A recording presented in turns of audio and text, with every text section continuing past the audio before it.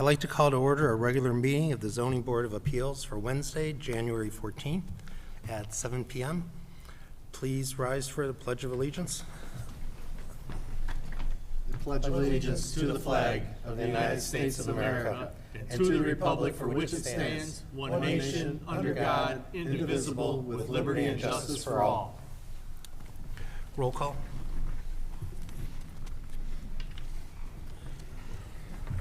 Mr. Perry. Present. Mr. Watts. Present. Mr. Clift. Present. Mr. Green. Present.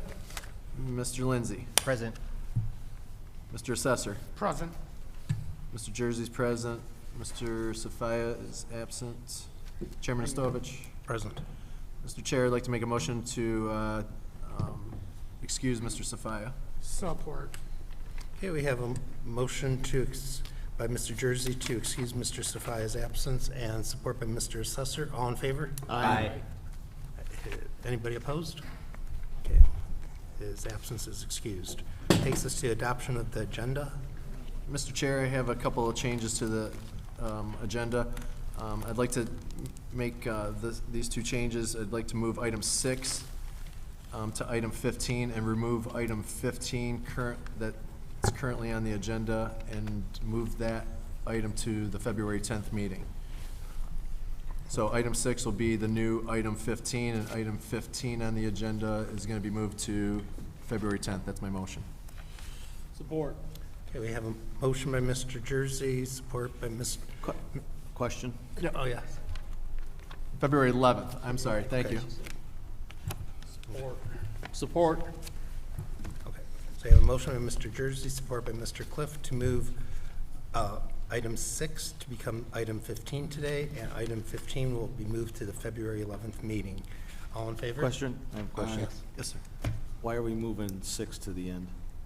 Because he's stuck with inclement weather. He's on the way, but he's stuck in Okay. inclement weather. All right, so. thank you. Yep, appreciate it. All in favor? Yes. Aye. Is anybody opposed? Okay, so if anybody in the audience is here for item 15, the previous item 15, that is in February 11th, and this is the only notification for it, because it's not going to be reposted, so I just wanted to let anybody know that. Okay. Okay. I gotta remember. We have a couple use. Now, I do know that there are a couple use variances on today's meeting, and we are, actually, there's one. Actually, it's just 12. Should I give him that opportunity now? Since we are down one member, and item number 12 is a use variance, I did want to give that petitioner a chance. If they wanted to reschedule to have a full board, you have that opportunity, or if you want to just proceed when your item comes up tonight, that's good too. Is the petitioner here? Are you fine proceeding with us being down one member on your item? Okay, thank you. Okay, so that takes us to approval of the minutes of the regular meeting of November 12th. So moved. Support. That was a motion by Mr. Green, support by Mr. Watts to approve the minutes from November 12th. All in favor? Aye. Is anybody opposed? Okay, those minutes are approved. And then the minutes from December 10th. So moved. Okay. We have Support. We have a motion by Mr. Green, support by Mr. Watts. All in favor? Aye. Anybody opposed? Those minutes are also approved. Actually, you need to abstain from November 12th meeting, because I think I missed that meeting. So Okay. I'll abstain from November 12th minutes. Okay, but those still pass. Yep. Okay, so that takes us to item number 7. Item 7, applicant Dennis Bostic, Representative Lisa Baker, common description 32900 DeQuinder, Suite A. Variance is requested permission to, 1, install a 61.5 square foot monument sign that is 9 foot 11 inches high, contains an electric message center that is 4 feet by 8 feet, 43% of total permitted freestanding sign area to within 2 feet of the sidewalk along DeQuinder Road. 2, install a second 61.5 square foot monument sign that is 9 feet, 11 inches high, contains an electronic message center that is 4 feet by 8 feet, 43% of the total permitted freestanding sign area to within 2 feet of the property line along 14 Mile. So the petitioner, you can begin with your name and address for the record, and then take us through, I guess, your proposal or what the changes were from last time. And- Yep, we got it. Yeah, it should be working now. You're good. There we go. Sorry, guys.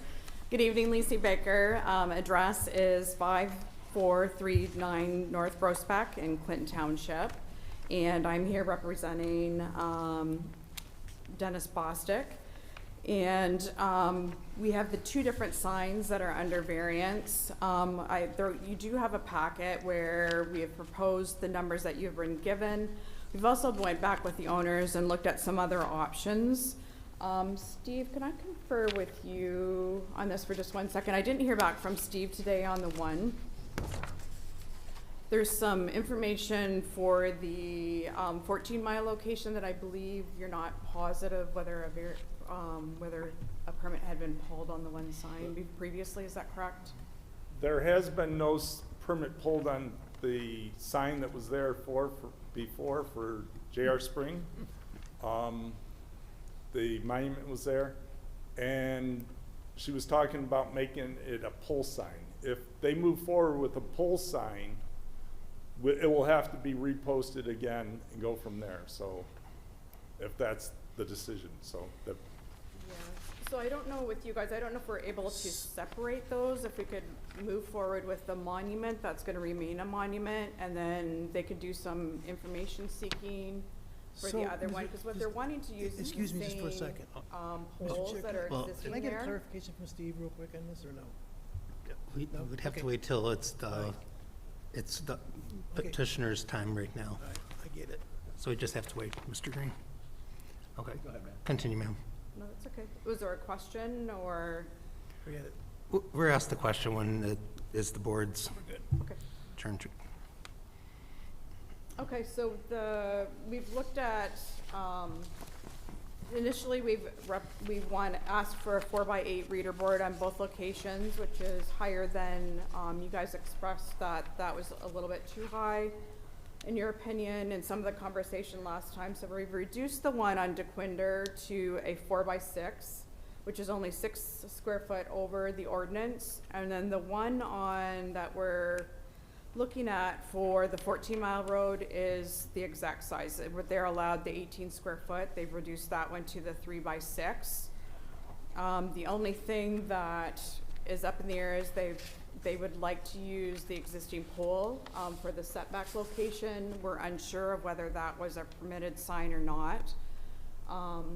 Otherwise, to move back to the DeQuinder, I'll walk through that one completely.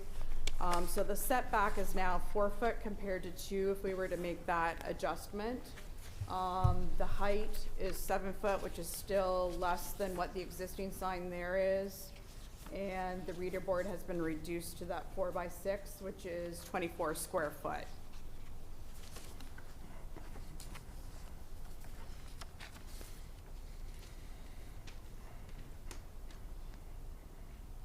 Okay. Do you have anything else to add on that, or? And you then, go? so secondary, I'm not sure whether we're gonna be allowed to, do this, but I can walk you through what they were proposing. So on the 14 Mile location, we've moved it into a pylon sign, thinking that's gonna add some visibility for drivers as well as, the visibility for them to directionally get into that driveway that's not marked otherwise into that property. We've reduced that sign to a 3x6, which is right within ordinance. The setback of the existing pole that's there for the gymnastics is 10 foot, which is a little bit, I think we're 5 foot above that, so it's only 5 foot difference if we were to use that existing pole. So that we can, I don't know if that has to go out to the community again, to look at that particular sign. But size-wise, the reader board size, everything was within ordinance other than the questionable, setback on that one.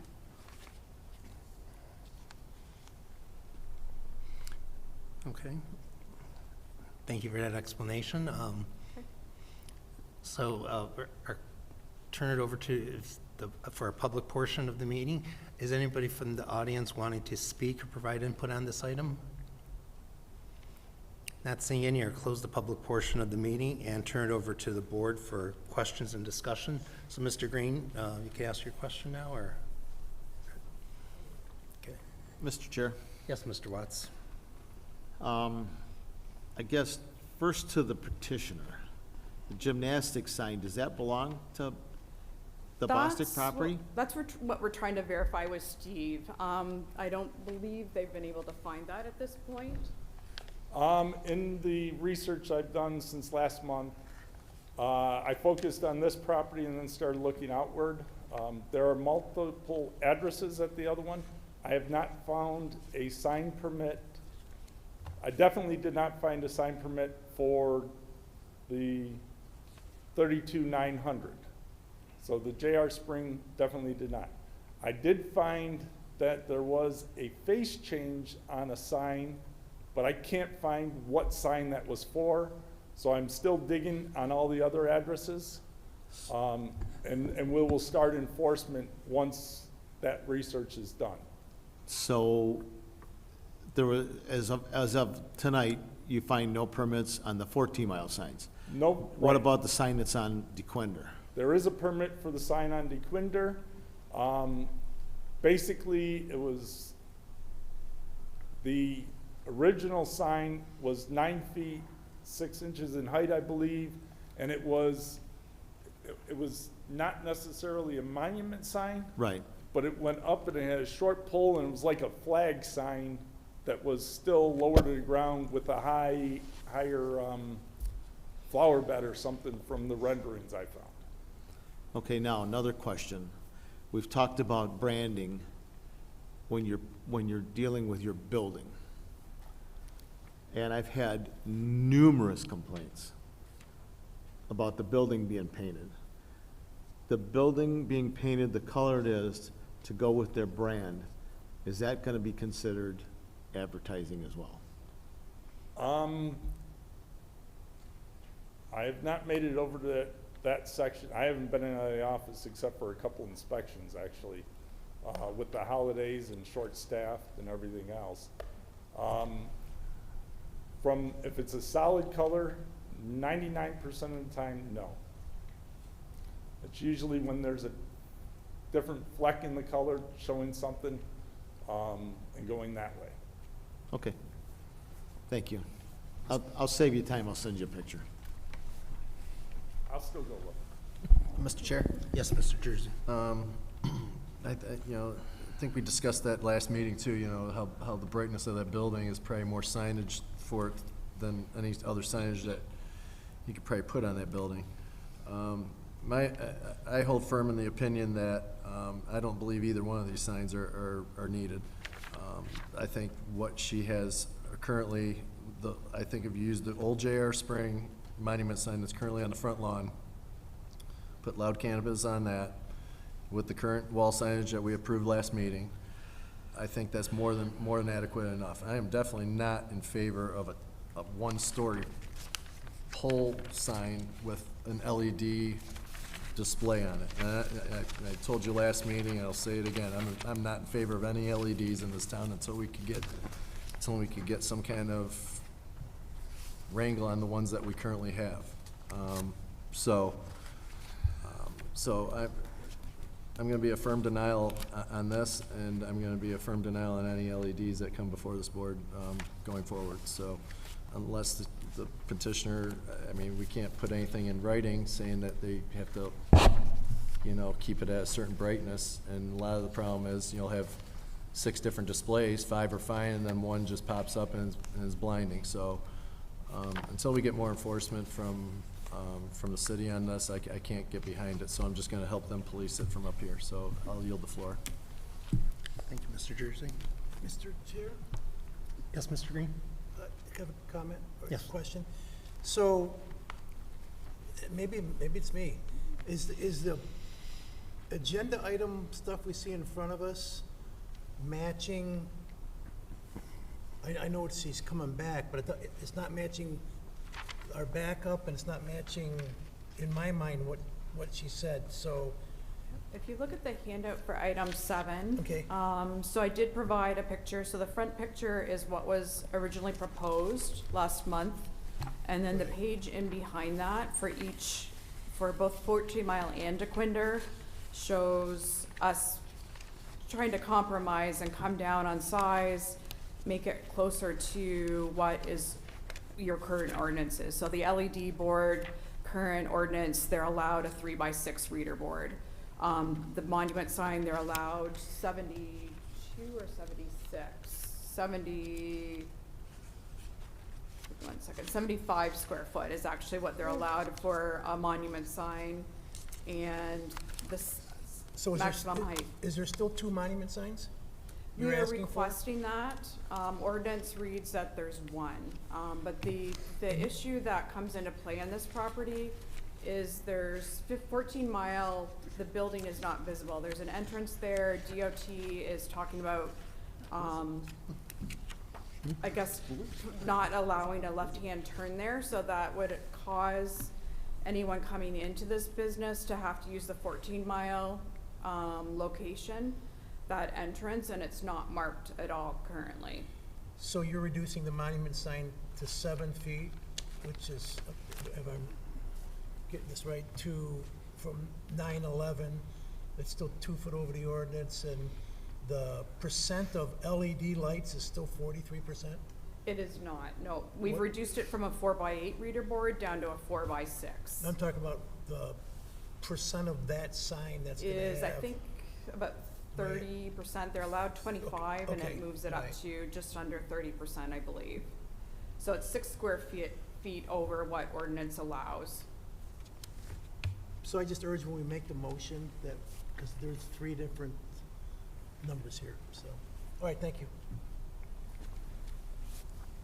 Mr. Chair, Yes, Mr. Lindsay? I just want to make a comment to the board. When I'm looking at this, I think I'm in agreement with Mr. Jersey that the signage that's already allowed on this property is certainly sufficient to brand the building, to allow people to know the business is there.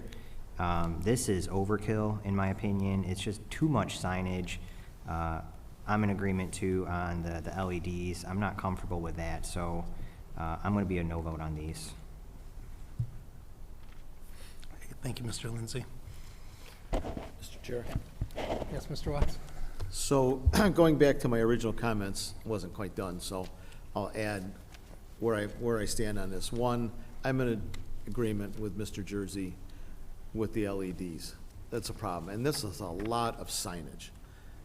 And I've gone by that building a lot over the years, and actually have done business with John R. Spring, and I don't know that I've ever seen anybody come in from the 14 Mile location. So I guess I'm not quite sure the need even for that, and I guess, since there's no permit, I guess we're not even gonna be able to approve that part tonight. But I think about the 14 Mile, about how much signage and then the LED, and then the color of building, that's just a detriment to the neighborhood. I mean, I have had a lot of phone calls about this. And I'm gonna have a problem with this moving forward until some kind of resolution's done, because it's just too much. It's too much. You know, if we had a sign that was, that didn't have the bright LEDs, and we had an ordinance that could limit it, that would be one thing. But then, to paint the building like this, it's totally out of what the whole neighborhood looks like. You know, so I can't get behind this at all until some changes are made. Thank you. Thank you, Mr. Watts. I just wanted to reiterate, I agree with my colleagues up here, because I'm actually fine with the monument sign and such, but the LED portion, our ordinance allows no more than 25%, I believe, yes. And so personally, it's like, if there's going to be an LED portion, I'd like to say they should keep it under the 25%, which is what they're allowed. So I would have a hard time voting for a larger LED portion. I have no problems with monument signs, and I can give them the additional square feet on that. But those are my comments. Any other questions, discussion? Mr. Chair, if Yes, nobody Mr. else has Jersey. anything else to say, I'd like to make a motion. I'd like to make a motion to deny the petitioner's request to install a 61.5 square foot monument sign that is 9 feet 11 inches high, contains an electronic message center that is 4 feet by 8 feet, 43% of total permanent freestanding sign area to within 2 feet of the sidewalk along DeQuinda Road. Actually, hold on a second. Make sure I get this right. Yes. And also to deny, to install a second 61.5 square foot monument sign that is 9 feet, 11 inches high, contains an electronic message center that is 4 feet by 8 feet, 43% of total permitted freestanding sign area to within 2 feet of the property lying along 14 Mile. Due to the fact, I do believe it is a detriment to the area. The property is not unique to require it.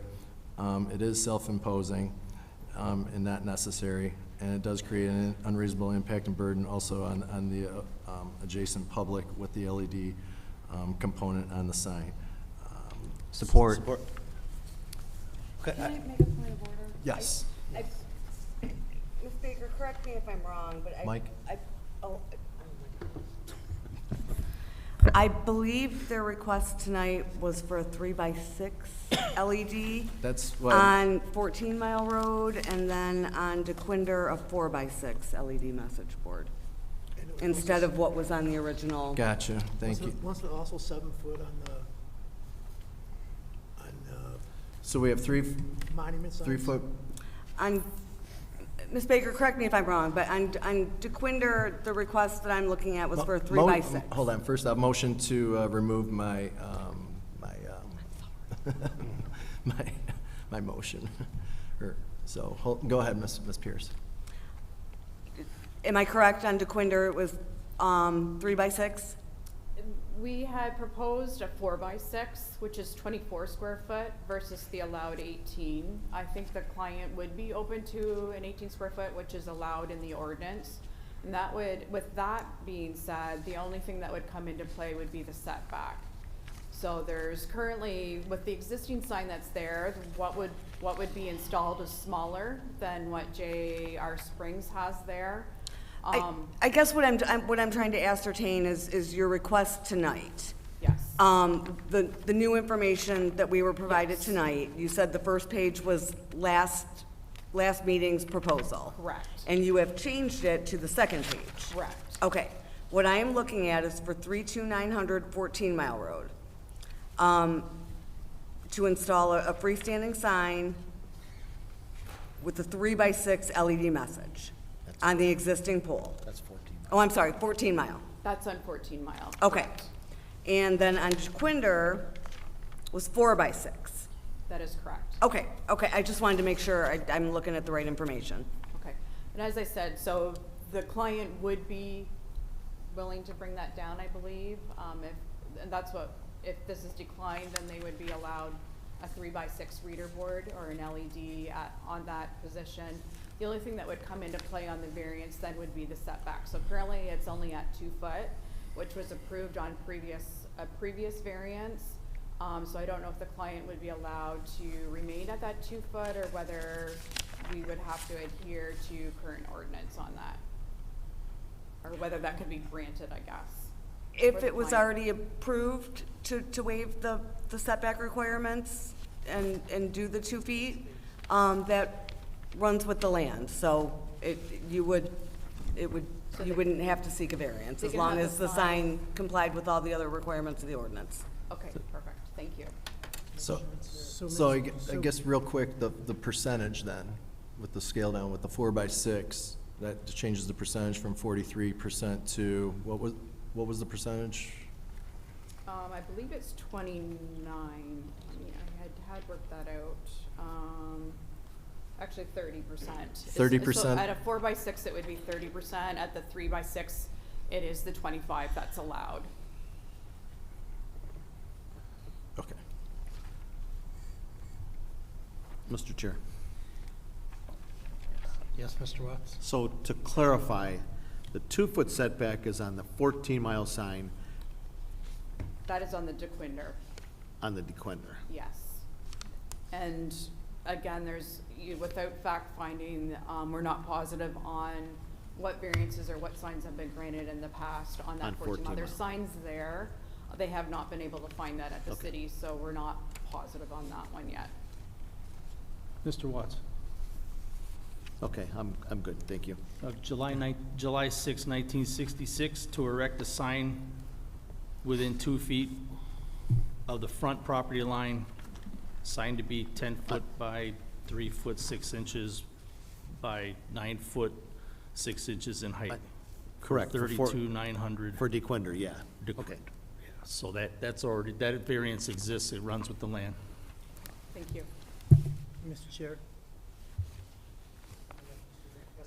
So this was my original point when I brought up, this was mixed up. So does the 7 foot have to be in there too? She switched from 9 feet to 11 to 7 feet. As long as it's So that less, needs- Okay, as long as it's less, it's fine. Yeah. thank you.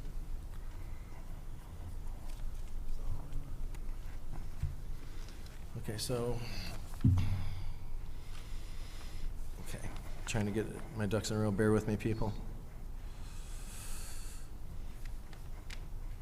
Okay, I'd like to make remake the motion for denial, for the variance requested, permission to install a 61.5 square foot monument sign that is 9 feet 11 inches high, contains an electronic message board center that is 4 feet by 6 feet, 30% of total permitted freestanding sign area to within 2 feet of the sidewalk along DeQuinder Road. I have that accurate, ma'am? Yes. Okay.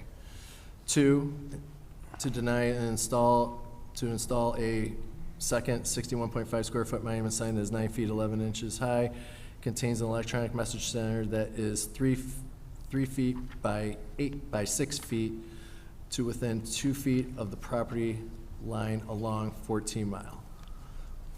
Due to the fact it is a detriment to the area, it is not necessary, and it is not economic, and the property is not unique enough to require additional signage.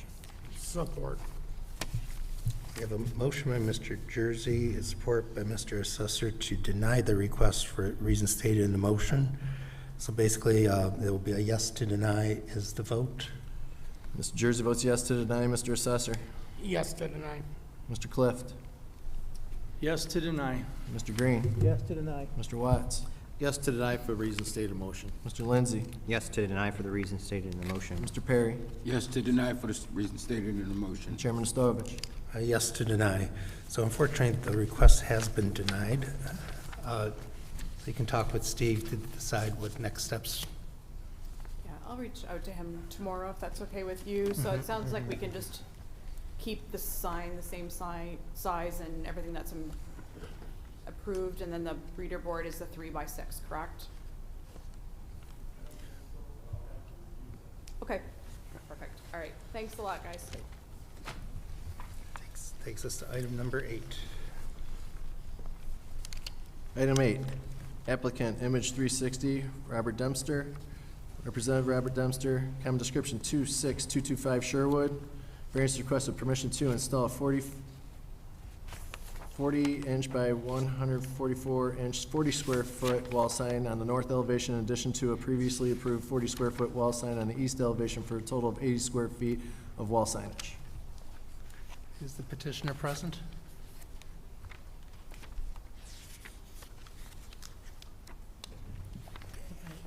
Don't see the petitioner present for this.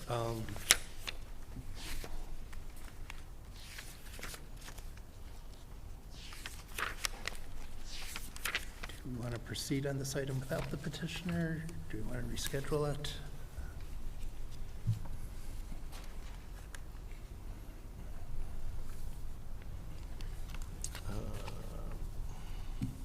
Nicole, have we heard from this petitioner or anything? Like, are they,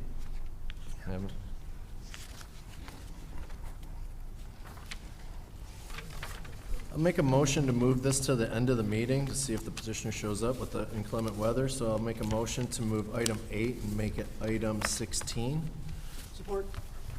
okay, we have a motion by Mr. Jersey, support by Mr. Green to move item 8 to item 16 to allow the petitioner time to arrive if due to the weather that's causing a delay. All in favor? Aye. Is anybody opposed? I'm a no. So the item is moved, but we had 2 no votes, that Mr. Clift and Mr. Lindsay. But then that item is now item number 16. Takes us to item number 9. Item 9, applicant Mary Jane's Friends and Company, Representative Chris Widowick. Hopefully I got that right.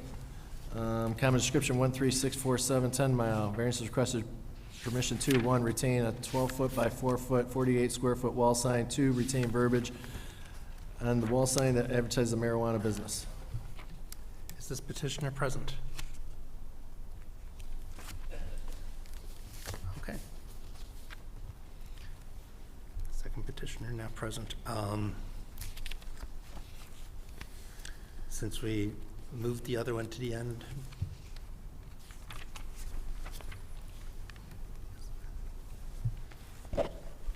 I've just been informed that there were a couple calls into the council offices that people believe this building was closed today and that all activity was closed. So if that helps you guys with your decision, I'm just letting you know that, and that might be why some people aren't here. I told you the ones that I knew weren't gonna be here, but, so. thank you, Steve, for sharing that. Also, the petitioner for item 6 is here now too. Okay, thank you. Original. Okay. Since we moved the Well, last. we moved the last one. So, Let's make a motion to move this to 17. Support it. Support. Okay, we have a motion by Mr. Green, supported by Mr. Watts to move item 9 to item 17. All in favor? No. So we have one or just 2 noes. So Mr. Clift and Mr. Lindsay voted no on moving it, but the item has been moved, item 17. Takes us to item 10. Item 10, Global Sign and Awning, Representative Aid Zito, common description 13625 12 mile, variance is requested permission to retain a ground sign with an overall height of 17.4 feet, a 9.39 foot under clearance overall sign area of 96 inches by 96 inches, 64 square feet, which includes 3 feet by 8 feet, 24 square feet electronic message center, setback 6 feet from the sidewalk in place of previous variance for ground signage dated 8/2/2012. Petitioner present.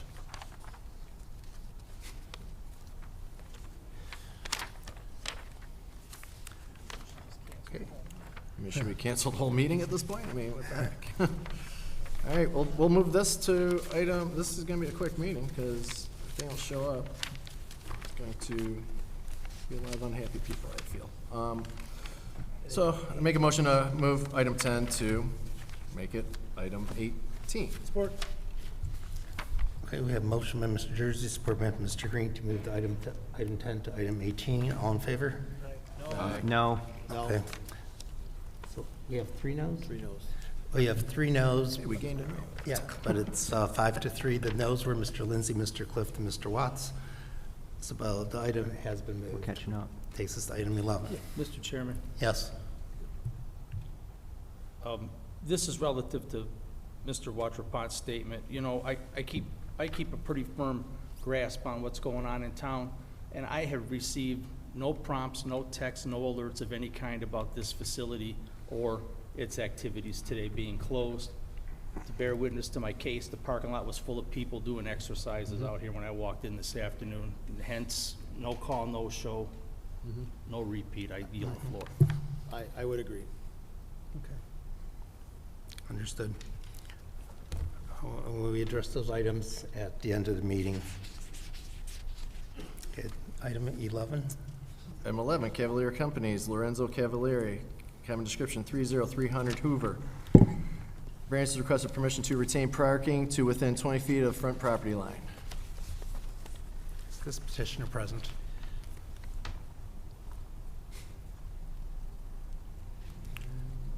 Yes. Yes.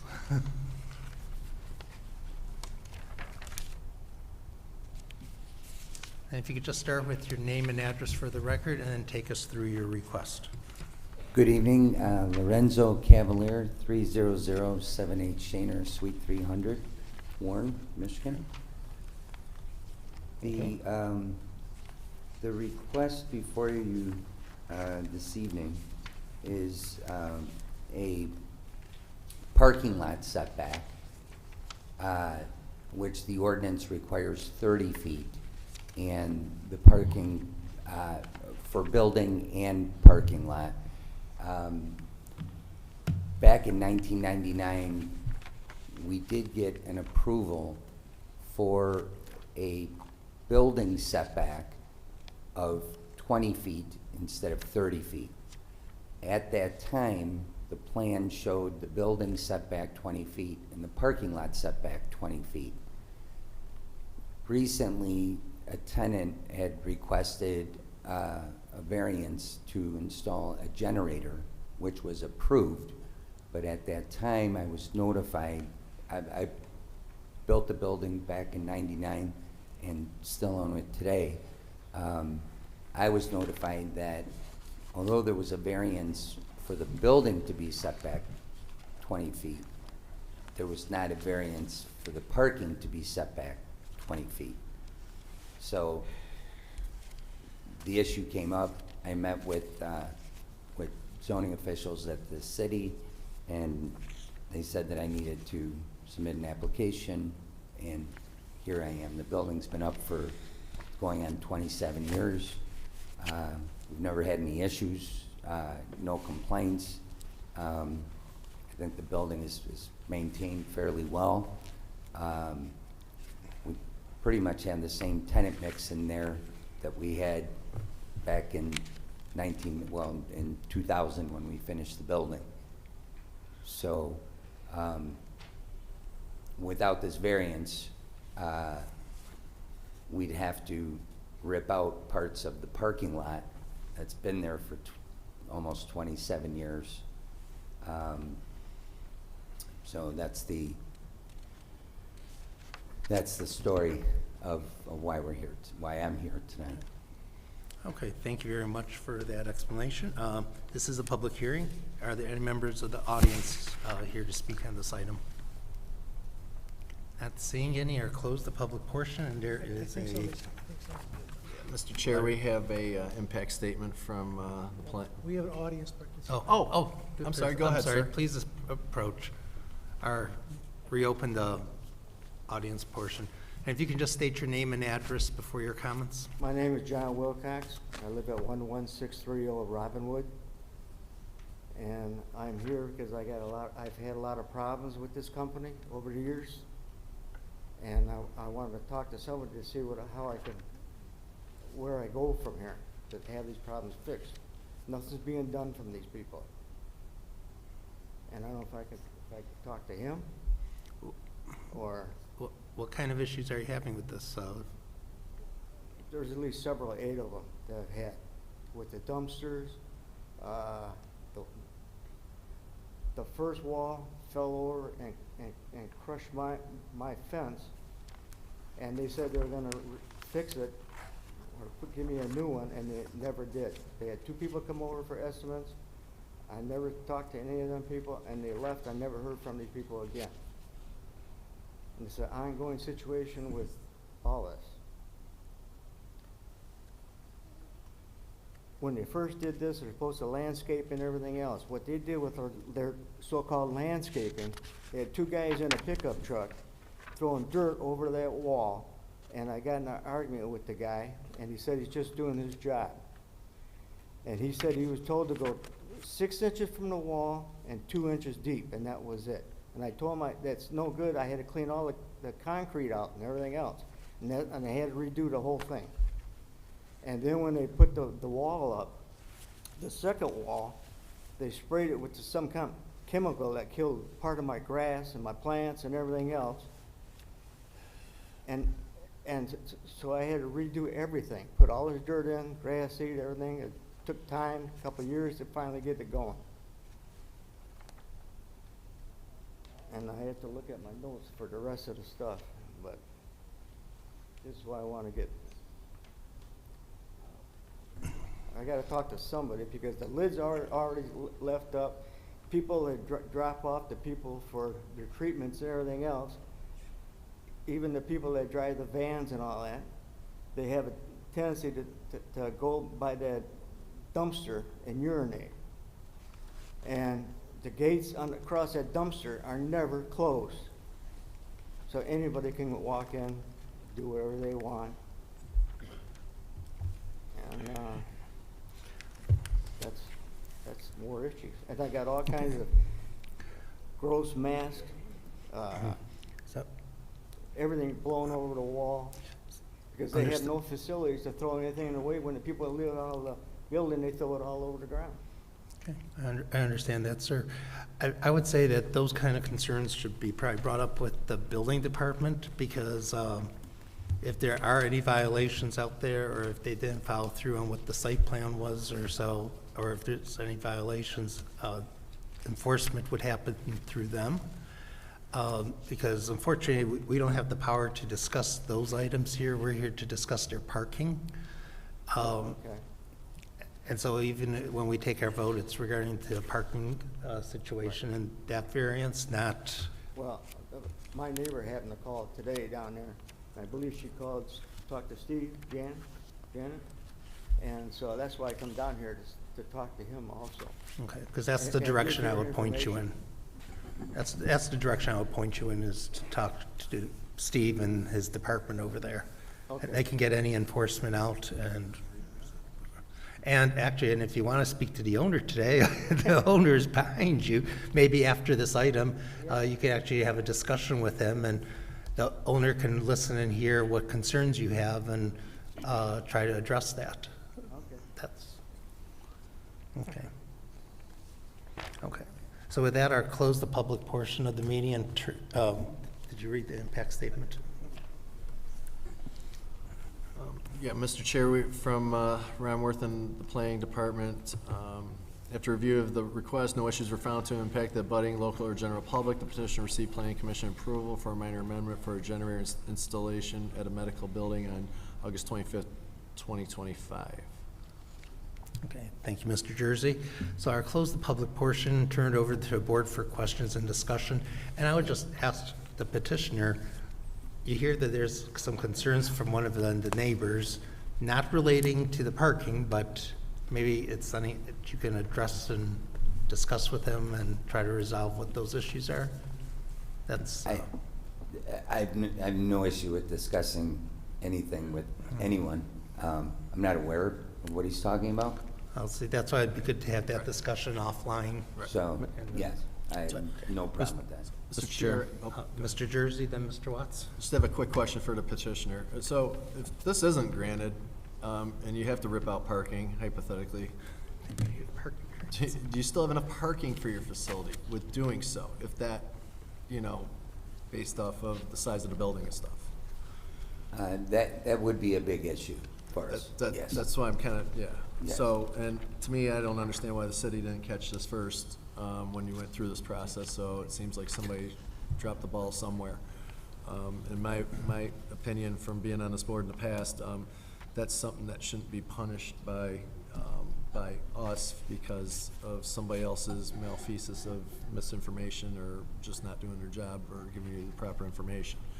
'Cause I'm willing to bet you'd probably adjust your site plan based off of that knowledge that you didn't have. So I can kind of get behind this just off of that aspect of what I just explained. So I'll yield the floor. Mr. Watts. Thank you, Mr. Jersey. Mr. Watts? Yeah, I didn't actually drive over there and look at it. I Google mapped it. I don't see the deal with the parking. I mean, I don't know how this got missed. but I don't see where it's a problem either. I have no problem with that. And kind of knowing your developments, I would assume that we can trust that you and Steve and these fine people will get together and try to resolve some of those issues. That'd be correct? I can assure you that any issues with any neighbors, we will address. I figured that. Okay, perfect. I have no problem with this. Thank you. Thank you. Mr. Chair? Yes, Mr. Lindsay? I'm in favor of this. I think it's tastefully done. Property's well maintained, at least from the image that I can see. I think it'd be unreasonable for us to deny and ask this gentleman to tear up his property. So if we don't have any other comments, I'll make a motion. Okay. I'd like to make a motion to grant the petitioner permission to retain parking to within 20 feet of the front property line. Due to the size and the shape of the lot, it's not a detriment to the area. Support. Okay, we have a motion by Mr. Lindsay, support by Mr. Jersey to approve the request for the reasons stated in motion. Mr. Lindsay. Yes, for the reasons stated in the motion. Mr. Jersey votes yes for the reasons stated in the motion. Mr. Perry. Yes, for the reason stated in the motion. Mr. Watts. Yes, for the reasons stated in motion. Mr. Clift. Yes, for the reasons stated in the motion. Mr. Green. Yes, for the reasons stated in the motion. Mr. Assessor. Yes, for the reasons stated in the motion. Chairman Stovich.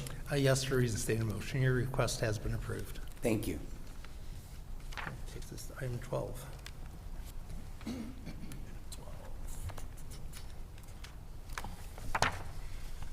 Item 12, applicant Alina Koshalovska. Hope I got that close.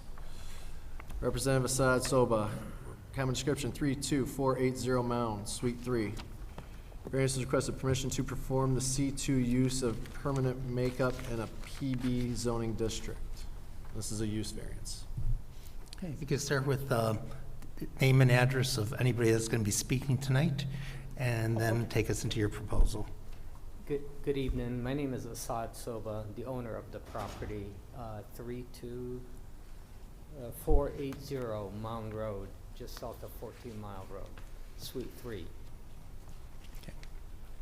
Alina is a potential tenant that signed a lease, and we're hoping to get her a business license. When we went to apply, they said that the building was zoned as office C1, and the type of use that she's applying for would require a C2. There's some kind of miscommunication between us and the building department where they classify it as a tattoo, and she does absolutely no tattooing whatsoever. Permanent makeup is becoming very popular in the last 5 years for various reasons, that people don't want to do makeup every day. That type of use is anywhere from 2 months to 4 months, and they would have to come back for a treatment to redo it if they choose it, or they could just let it fade out. And she also does fresh makeup for weddings, photography, any type of occasion.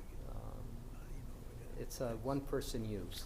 The building is located right on Mound, just south of 14, and it's an odd building where there's no frontage on Mound, where it sits to the back. Okay, thank you for that explanation. This is a public hearing. Is there anyone in the audience wishing to speak on this item? Not seeing any, or close the public portion. We do have an impact statement that needs to be read in for this. Yes, Mr. Chair, we do. Per Ron Worth of the Planning Department, after review of the request, no issues were found to impact the budding local or general public. The petitioner indicated to the planning staff that the 3 parallel parking spaces that exist along the south side of the property shall be removed to allow for a wider maneuvering lane that will accommodate two-way traffic. Thank you, Mr. Jersey. With that, I'll close the public portion and turn it over to the board for questions and discussions. Mr. Chair, Yes, Mr. Clift. in response to the comment from the petitioner during his statement, I looked up 4 different resources, and they term permanent makeup, also known as cosmetic tattooing or micropigmentation, is a cosmetic procedure that uses tattooing techniques to apply permanent color to the skin. It can last 1 to 5 years.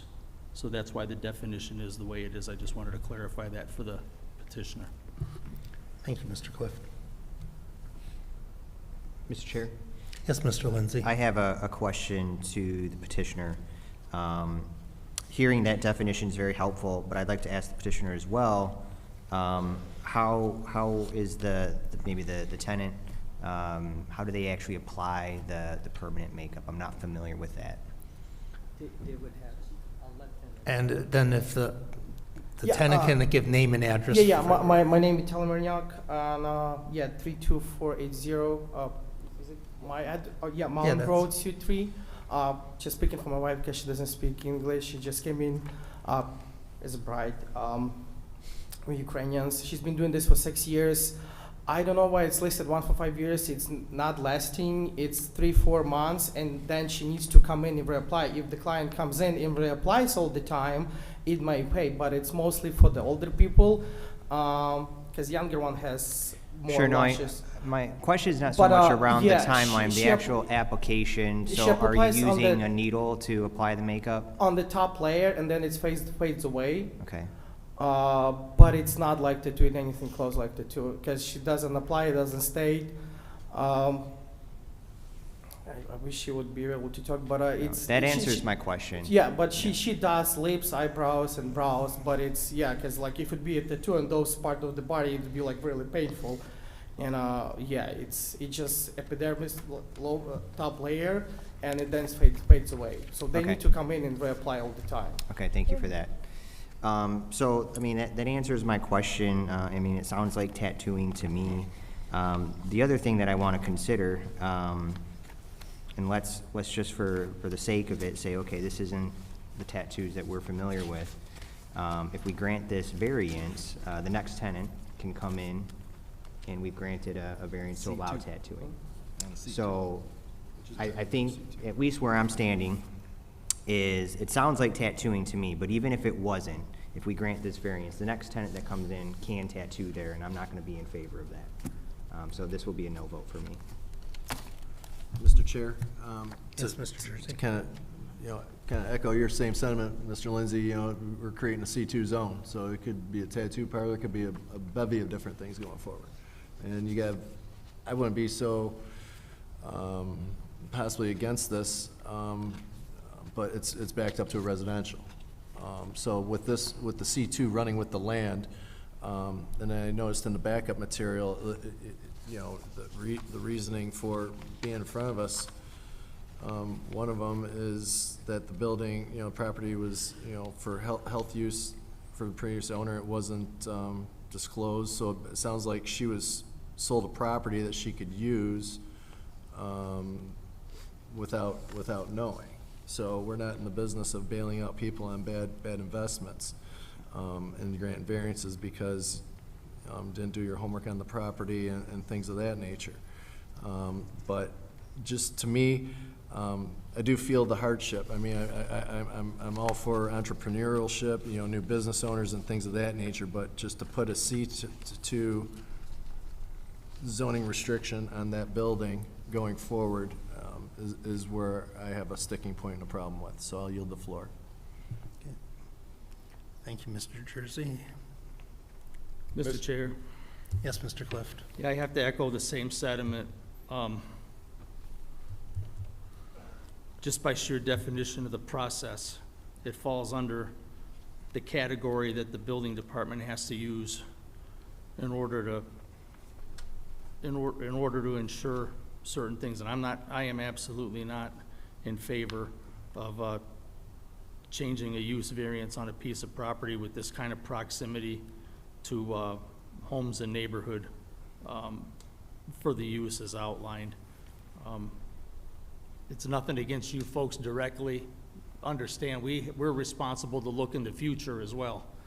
And as my colleague stated, when you decide to leave or go to a different area or a different business, this rating stays with that property. And the next thing you know, we have a full-blown piercing tattoo parlor in the midst of a neighborhood, and it's just not a good fit. We wouldn't ask you to make it permanent. If they vacate. Unfortunately, it stays with the property. It's not something that, We don't have the ability to read in to that to that particular motion, that it would disappear if they decide to vacate. This is a use change. He's correct on that. This is a use variance. This is a use variance is one of the most important variances that a board can consider, and they have to consider it carefully. And I understand your train of thought, and if we could, we probably would, but we can't. We can't grant that kind of, we can't grant that, we don't have the latitude to grant that type of a decree to say that once your tenant leaves or moves or quits doing that type of business there, that goes away. It stays with the property in perpetuity. I yield the floor. Steve, you had a comment you wanted to add on that? Yes, I, working in the zoning department, my sentiments are very similar to yours. As writing up this variance, I did not write it up, but Brian did and consulted me. And I believe, I will ask the attorney, the way it was written up was to allow this in Suite 3 only, and it was limited to permanent makeup. It would not allow for a tattoo parlor because it's very specific in that use, in that suite, on that property. So it's not rezoning the whole property, that'd have to go to planning and all that. So it's allowing a specific use on that property. I'm gonna defer to the attorney on that, but again, I do not disagree with what was said there. That's why it was written up very specific though. So just so you know that.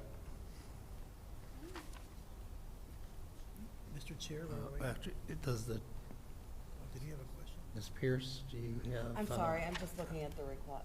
I'm just reviewing the request real quick. I want to hear from the Yeah, so attorney.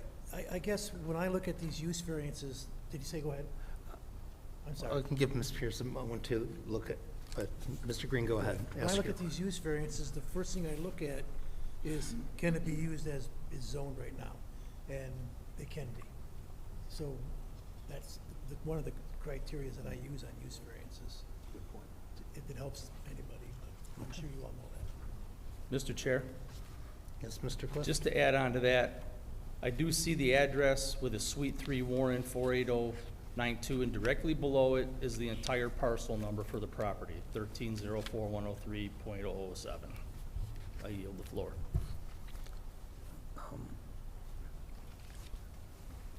So Ms. Pierce, do you have input on? I mean, I would agree with what Steve said. I mean, case law supports that if the use changes, I mean, a variance can be revoked. So, I mean, it could be a permanent makeup application only in that suite. So it would not be with the property for the entire parcel, it would just Correct. be Suite 3? Correct. If I may, I would make a suggestion, if it goes forward that way, that the maker of the motion includes it only to limited to that suite. Because the variance does go on the parcel as a whole, but it wasn't written specifically as that suite where, again, I didn't write it, but I know we talked about that, and that was the intent of it.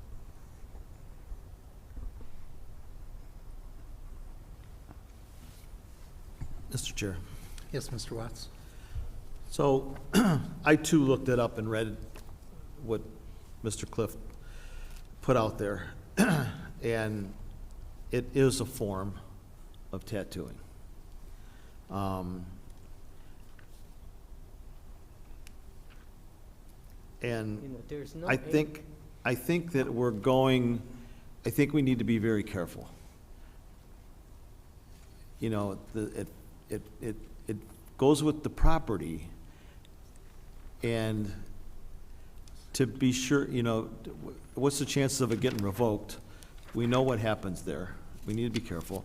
And I know that these fine people are just going to lease the spot, so it's not a problem for, in my eyes, they could lease another spot. You know, they're not gonna be a permanent tenant to you, well, although you would hope they would be.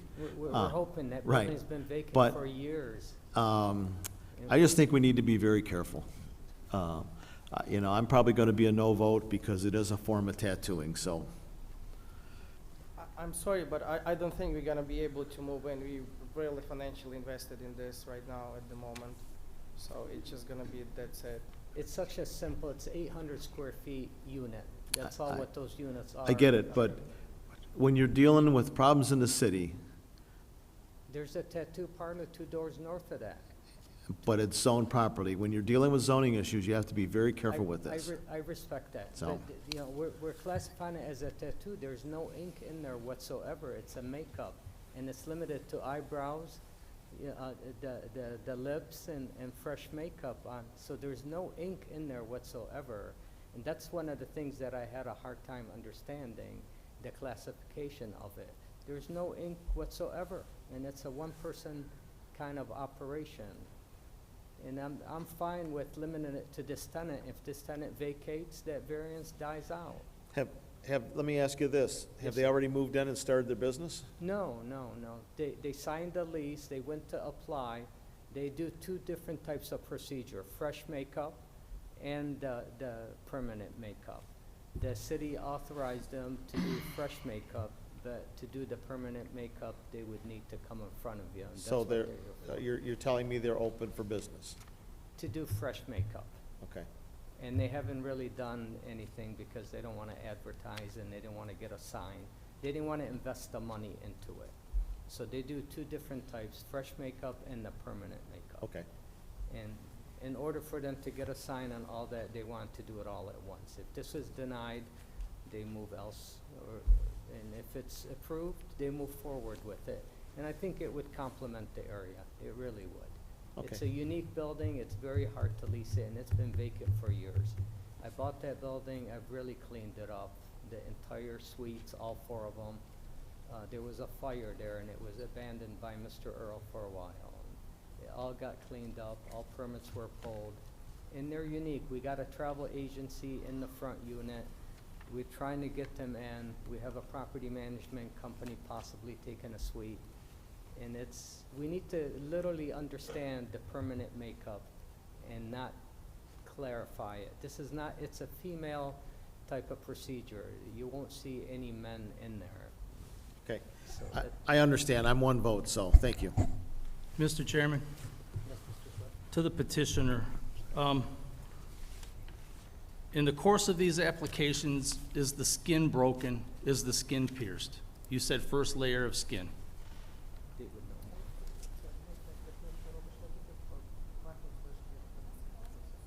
Yeah, no blood, it's just the top layer of the skin. Top is- layer of the skin is top layer. pierced. That's it, yeah, but there is no blood. Do you have a license to do this type of work? Because according to what I'm reading in the state of Michigan, Laura requires a license. Just to apply, just to apply. She Okay. doesn't need to like do any licensing, like actually teaching or get, it's just to apply. So no school, it's just to apply, pay the fee for the licensing, that's it. Yeah, Yeah. my train of point is here that you can stand there and deny that you're not tattooing all day long, but the state regulations say that you are, and you have to follow those same regulations in order to perform this business.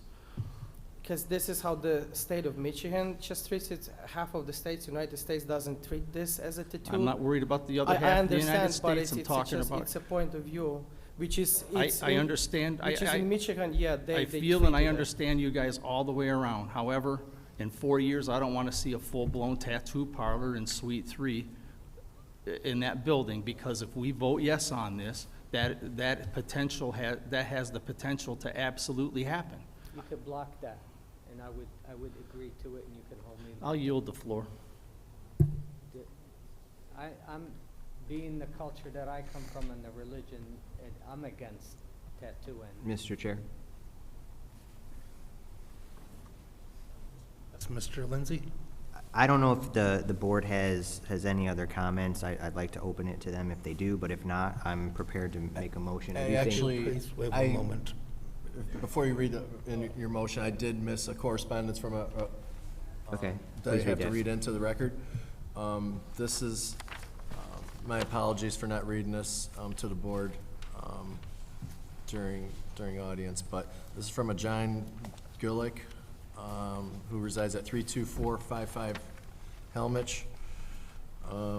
He says, I am a homeowner whose property is right next to this location. I'm opposed to a tattoo parlor or permanent makeup business being granted on the property for the following reasons: biohazard waste, medical waste such as needles, blood-soaked bandages, linens, ink, existing rampant tenant littering, tenant littering and neglect on 32480 Mound has already resulted in a fire that damaged the building, units, roof, and parking lot summer of 2025. Poor upkeep of property results in litter, garbage constantly being thrown by tenants of said property and the wind into neighboring yards and residential properties beside and behind location. There's already an existing tattoo business located on 32750 Mound Road, a block away from the proposed location. No need for two tattoo businesses in such a close proximity. This area is zoned for professional office space by the city of Warren. It is surrounded by private residences and apartment living on all sides.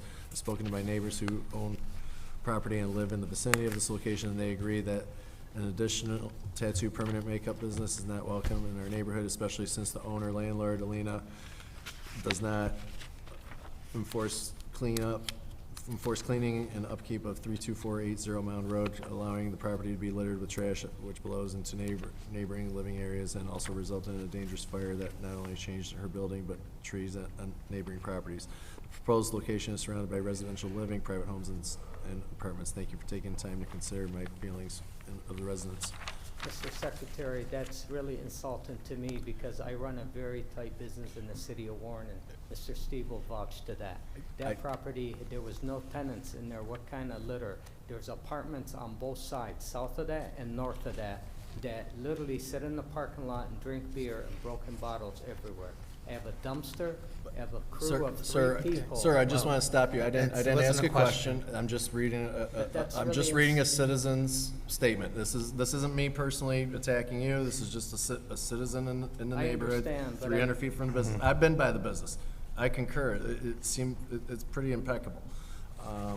Times I've driven by it. So I just want to I'm clear just that. saying. Okay, so appreciate but anyway, If we can I move had to read past that that. into the record. So. And Mr. Lindsay, Go ahead, you Mr. had Lindsay. a motion you wanted to make? Yeah, I think, the board's pretty much expressed their thoughts on this.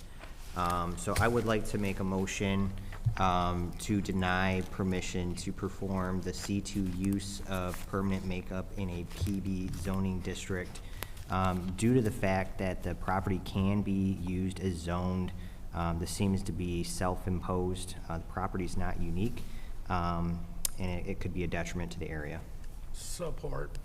So we have a motion to deny by Mr. Lindsay, supported by Mr. Assessor for the reasons stated. So it'll be a yes vote to deny. Mr. Lindsay. Yes, to deny for the reasons stated in the motion. Mr. Assessor. Yes to deny for the reasons stated in the motion. Mr. Green. Yes, for the reasons stated in the motion. Mr. Clift. Unfortunately, yes to deny for the reasons stated in the motion. Mr. Watts. Yes, for the reasons stated in the motion. Mr. Perry. Yes to deny for the reasons stated in the motion. Mr. Jersey reluctantly also votes to deny for the reasons stated in the motion. Chairman Nestovich. Our vote yes to deny for the reasons stated in the motion. Unfortunately, this request was denied. Always approach Steve to see if there's anything else that can be done at this time. Takes us to item number 13. Item 13, applicant Murad Zivik, Representative Hisham Turk, common description 27643 Shaner. Variance is requested permission to construct 2 minarets, religious symbolic towers in front, setback that are 4 feet by 4 feet at the base, 30 feet in height, and to within 26 feet of the front property line along Shaner. Is the petitioner present for this item? Okay, well. Okay. Okay, well, this petitioner is not present. Mr. Chair, I would like This- to move forward. It's after 8 o'clock. Yeah. Okay, Yep, that's fine. that's fine. Okay, the petitioner is not present to explain their case, but are there any audience members wishing to speak on this item? If so, please approach the podium. And then if all of you could just state your name and address for the record, and then your input. My name is Rex O'Shalis. I'm at 13632 Joyce Drive. I'm within the 300 feet of this mosque. My issue is it doesn't fit the character of the neighborhood. I mean, we are that place is just surrounded by residents. It's a single story dwelling, and they want to put a 2-story in the middle of we all see it from our backyards it just doesn't fit our character. And the traffic at this place is horrendous. It's obvious they can't accommodate the amount of people that they have there. They're parking on our side streets.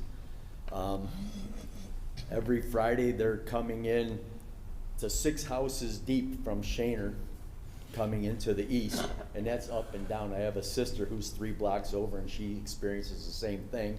She did not show up because she's not within the 300 feet. We're concerned about the noise of calling to prayer. And the traffic it's not only the car traffic. We have people flooding the streets, crossing the streets, standing in the median, waiting for traffic to go back and forth. Is the reason why I oppose it. I don't oppose it because it's an Islam thing. I would oppose a Catholic, something 30 feet tall in a residential neighborhood.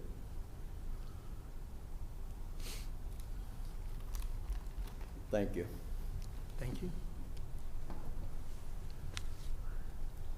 How you doing? Robert Libstaff. I live behind in the cul-de-sac there. Your address, please? Yep, 13458 DeMott Drive. And I do concur with a lot of what he said. I think it would be an eyesore for the neighborhood. And yes, there is always a lot of congestion up and around there that I'm pretty sure that it seems like there's got to be some kind of ordinance with the capacity of people there, with the parking lot size that they do not have, and kind of just impeding on the neighborhood. And it's just a quiet neighborhood that I moved into in '06, and I'd like to kind of maintain it in that manner without having any of that. So I would like to have it not happen. So that's all I got to say. Thank you very much. Sir, could you repeat what your address was? Yes.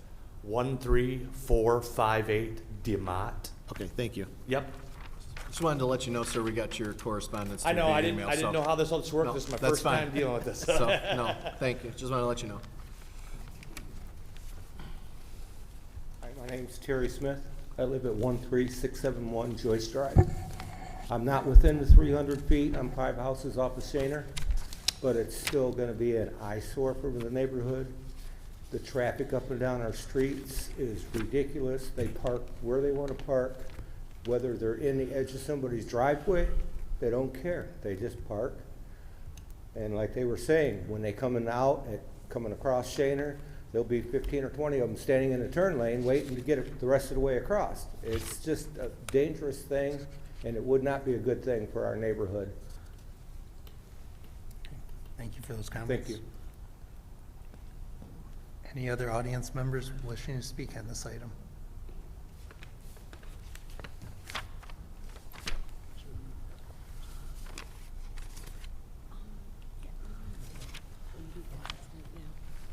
So, Mr. Jersey. Can I say one more thing? Also, when they do park, they not only park in the pulled-in spots, then after those people are parked, then they go through and they fill up the complete center of the parking lot. So if there was ever a fire or somebody gets hurt, a fire truck cannot even get onto the property. They would have to park on Shaner to try to help anybody, besides filling up all the side streets. And I don't know if anybody has ever been there on prayer days to count the amount of people coming in, but I'm pretty sure they're over the limit of what that building would allow through the fire department. Okay, thank you for those additional comments. There were a couple letters that we wanted to include. Yes, Mr. Chair, I have a few. There's 3 here, and then the impact statement from Ron Worth and per the planning department states, after review of the request, no issues were found to impact the abutting local or general public. Petitioner received site plan approval for the addition of minarets to an existing mosque on September 8, 2025. With that being said, go to the next one. This is from a Ruth Schiller at 13446 DeMott.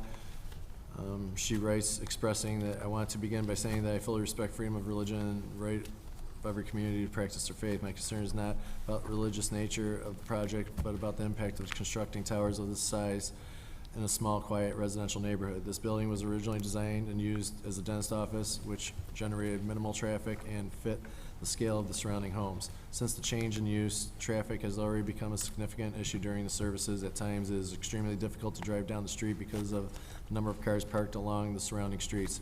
Adding towers and expanding activity at this location would only intensify these problems. This is a residential area, and the proposed structures are not consistent with the scale or character of the neighborhood.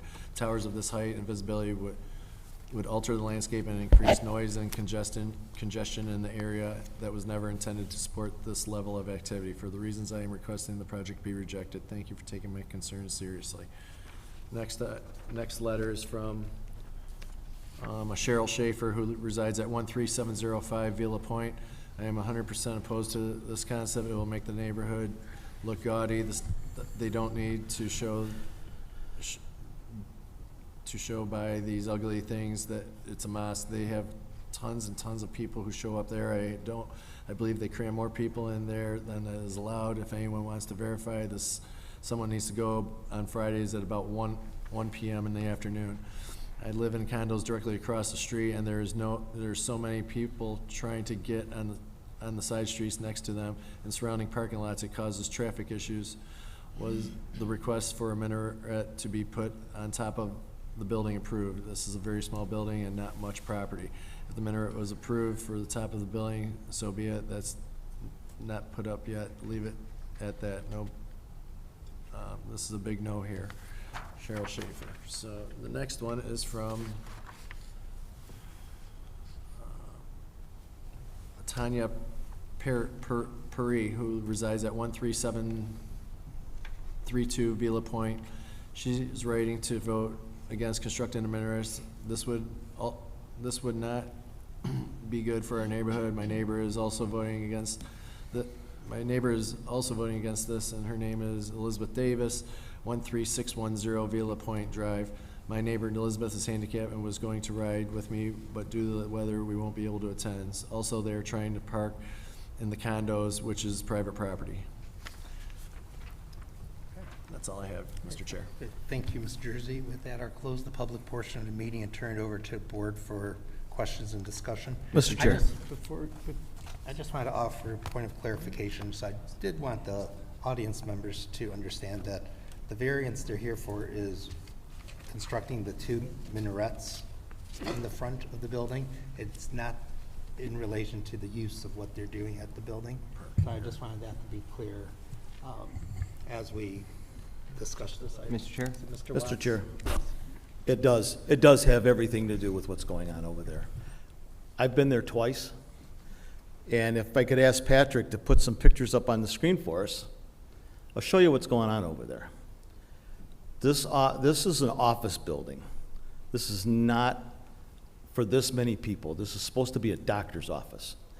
Now, if you look at, Patrick, if you could move one more. Now look at this. This is right here. They're parked all the way to Shaner, and you couldn't get on. If a fire truck came or an ambulance came, with this situation, there was a truck in front of me and then me, there was no place for us to go, and the ambulance or fire truck couldn't have got in there. And obviously this is a police situation, but this is the second time I sat over there and watched this. I've been by there numerous times at call to prayer time. Next one, please. Now look at the street. You couldn't get a ladder truck for the fire department if there's a house fire down that street. It is that tight. Next one, please. That's very bad. I believe at the last meeting, thank you, Patrick. I believe at the last meeting, it was stated they were allowed, capacity was 270. Myself and Andre Duge from the Planning Commission went over there on call to prayer day, and it was tough to count, but we counted about 350 people and actually lost count. We talked to the residents directly across the street in the condos, And they were extremely happy that we were there because their complaints have fallen on deaf ears. They're across the street, they're overrunning the condo complex. We went across the street to the condo complex that's between the two buildings that they own. And those people were just, they were besides themselves. And this time when I went over there last Friday, the people are having to pull their cars out of their garages in the condo complex and park in their driveway so that these people don't park in their driveways in the condo complex. And we didn't show the picture, but there's, of the one building where the mosque is at, the parking lot is full, like the gentleman said. There's cars parked down the road. They're over their parking limit for the property. And it's the same way for the second building they own down the street. They're parking on both side streets. They're walking across the people's lawns. And then when you read their thing, they're talking about how they want it to show as a mosque so they can attract more people. Well, you can't handle what you got. You're already violating city ordinances. You're violating fire code. And the site plan. How can we approve this? It's ridiculous. There's no excuse for this. And then they change, I look at this and they changed the thing by a couple of feet, you know, and do that. Then they don't show up tonight. And then I read this impact statement from the Planning Commission. Well, I'm going to be honest with you. They're a full-time paid Planning Commission. They haven't been out here and seen this mess. All the complaints are here. How hard is this to deal with? This should have never been sent to us the first time, should have never been sent to us the second time. This is a detriment to the area. They've had 4 variances approved, and they've had 1 denial. And I'm starting to notice a trend on some of this stuff. It's 1 variance at a time until we overrun the area. Enough is enough. I don't care. I don't care what anybody's religion is. If a Catholic church, Church of Christ, I don't care. But we have ordinances, and we have to live by those. And this is overtaking. You got these people come out tonight. They made it here. They made it here with no problem. You know? Where are they at? So my vote will be a no vote, or I'll make a motion to deny, so. Mr. Chair? Mr. Chair? I Yes, asked for the board Mr. earlier. Green and then Mr. Lindsay. I asked earlier? Go ahead. Okay, thanks. So we've kind of been through this one before. I understand they made, you know, a couple small changes. I do want to remind the board that our instruction, in order to approve a variance, it says that no variation from the provisions or requirements of this article shall be authorized by the board unless the board finds that the applicant has demonstrated all of the following to establish there's a practical difficulty in complying with the article requirement. So the articles that we are given to establish if there's a practical difficulty is, number 1, the property has to have an unreasonable impact or burden, meaning that the strict compliance with the area would prevent an unnecessarily burdensome event. So when I look at this property, I don't see that they can't use it as zoned. They already are operating as a mosque. So I don't see any unreasonable impact or burden here. The property can't be self-imposed. This is self-imposed. Again, they're operating the mosque already. The building was purchased in the location that it is. So to add these minarets is a self-imposed thing. The property must be unique. There's nothing unique about this property. In my opinion, it's being used outside of what it's really designed to do. It can't cause a detriment to the area. We've heard from the audience, we've heard from the public. I thank you guys for those comments. I'm always very vocal about the gratitude that I have when the public shares their opinion about what's going on. It's incredibly important to us to know how this is actually impacting. We saw the pictures. This is a clear detriment to the area. It can't be personal or economic. We heard from the petitioner the last time that they were here, the whole reason, and what they have in their packet tonight, the whole reason that they want to build these minarets is to draw more community members. I would assume that there's a financial gain from that some way. So it is economic. And it's not necessary. These are purely architectural structures. They don't change how they're operating out of this building. So they don't meet that requirement either. So again, I'll remind the board that the petitioner must demonstrate all of these items in order to receive a variance. I hope that I have made an argument compelling enough to show that they haven't met a single one of those. So that to the board, I don't see any basis that we have to approve this variance. So I would be a no vote. I am well prepared to make a motion on this if there's no other comments. I have a comment. Yes, Mr. Green? You done? Yep. So, note that there's in the backup, they're asking for a canopy also this time, just to note that. And I agree with Mr. Lindsay that the petitioner, he hasn't established that there's a practical difficulty in complying with this specific ordinance. So just based on that, I think that this is a no vote for me. Thank you. Thank you, Mr. Green. Is there any other questions or any motions? Yeah, Mr. Chair, I'd like to make a motion. Yes, please. I'd like to make a motion to deny permission to construct 2 minarets, religious symbolic towers, in the front setback that are 4 feet by 4 feet at the base, 30 feet in height, and to within 26 feet of the front property line along Shaner, due to the fact that there is no unreasonable impact or burden and strict compliance could be met.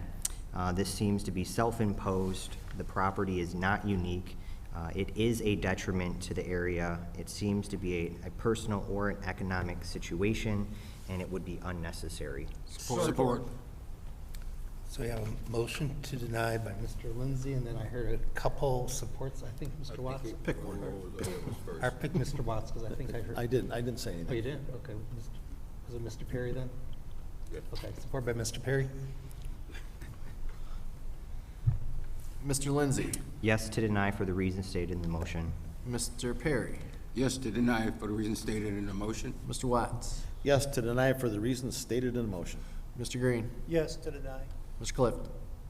Yes to deny for the reasons stated in the motion. Mr. Sesser. Yes to deny for the reasons stated in the motion. Mr. Jersey votes yes to deny for the reasons stated in the motion. Chairman Ostovich.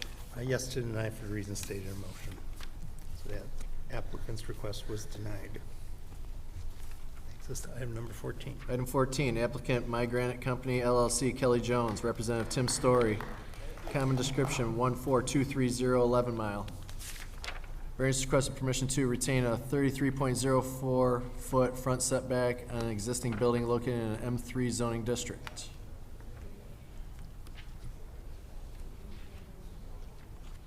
Is the petitioner present for this item?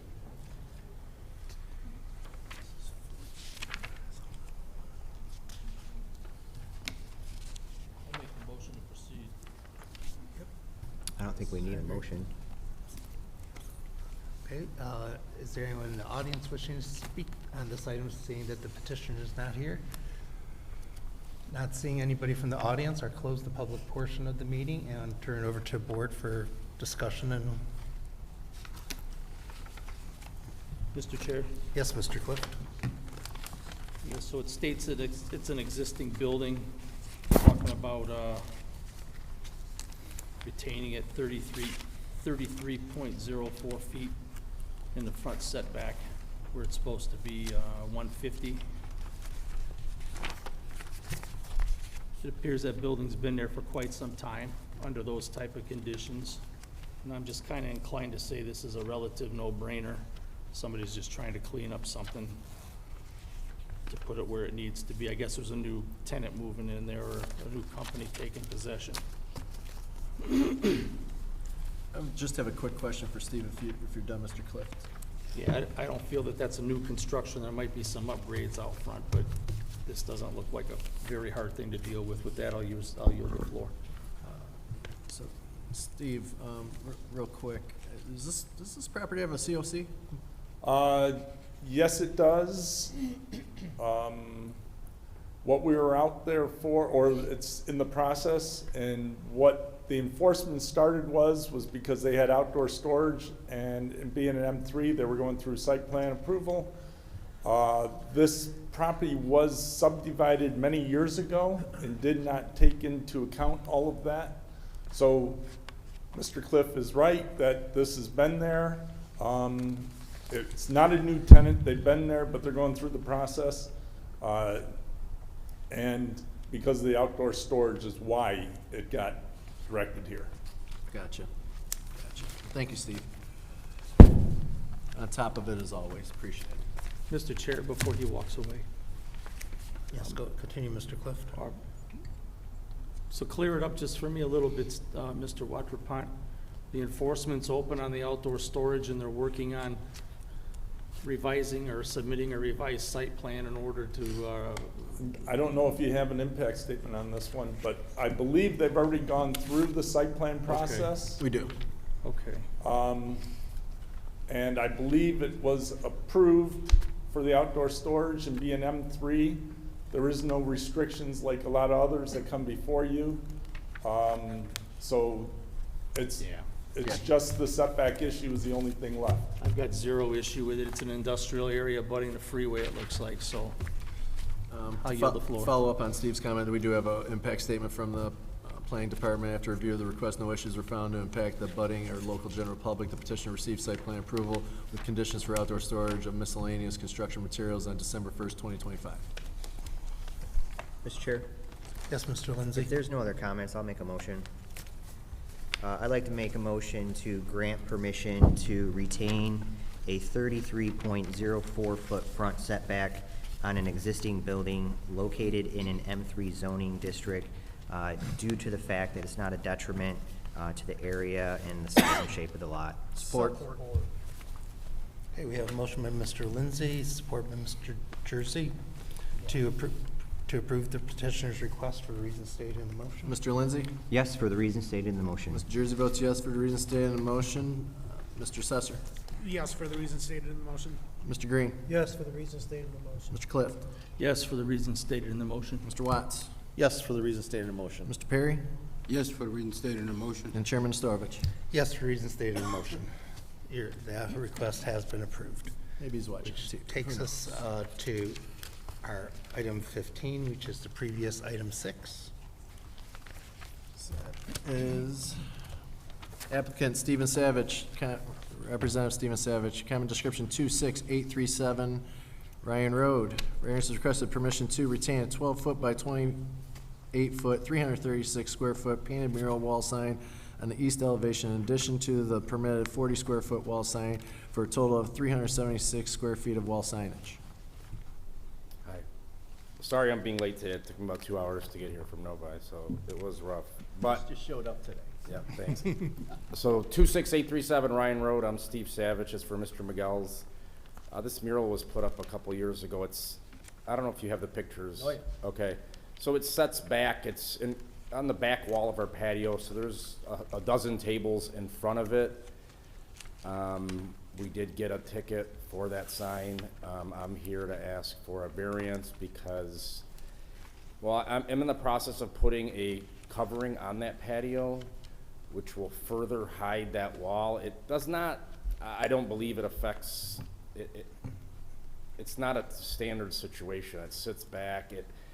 From the dining room of the restaurant, if you've been in the restaurant, that wall is all you see even inside the restaurant. It sits back so far. So provides for not only ambiance for the guests on the patio, but also in the restaurant. It's not distracting. You can barely see it from the street. I don't know if you have any other questions, but I think that the pictures should speak for themselves. Okay. Thank you for that explanation. This is a public hearing. I don't see any audience members, but we do have an impact statement to read in.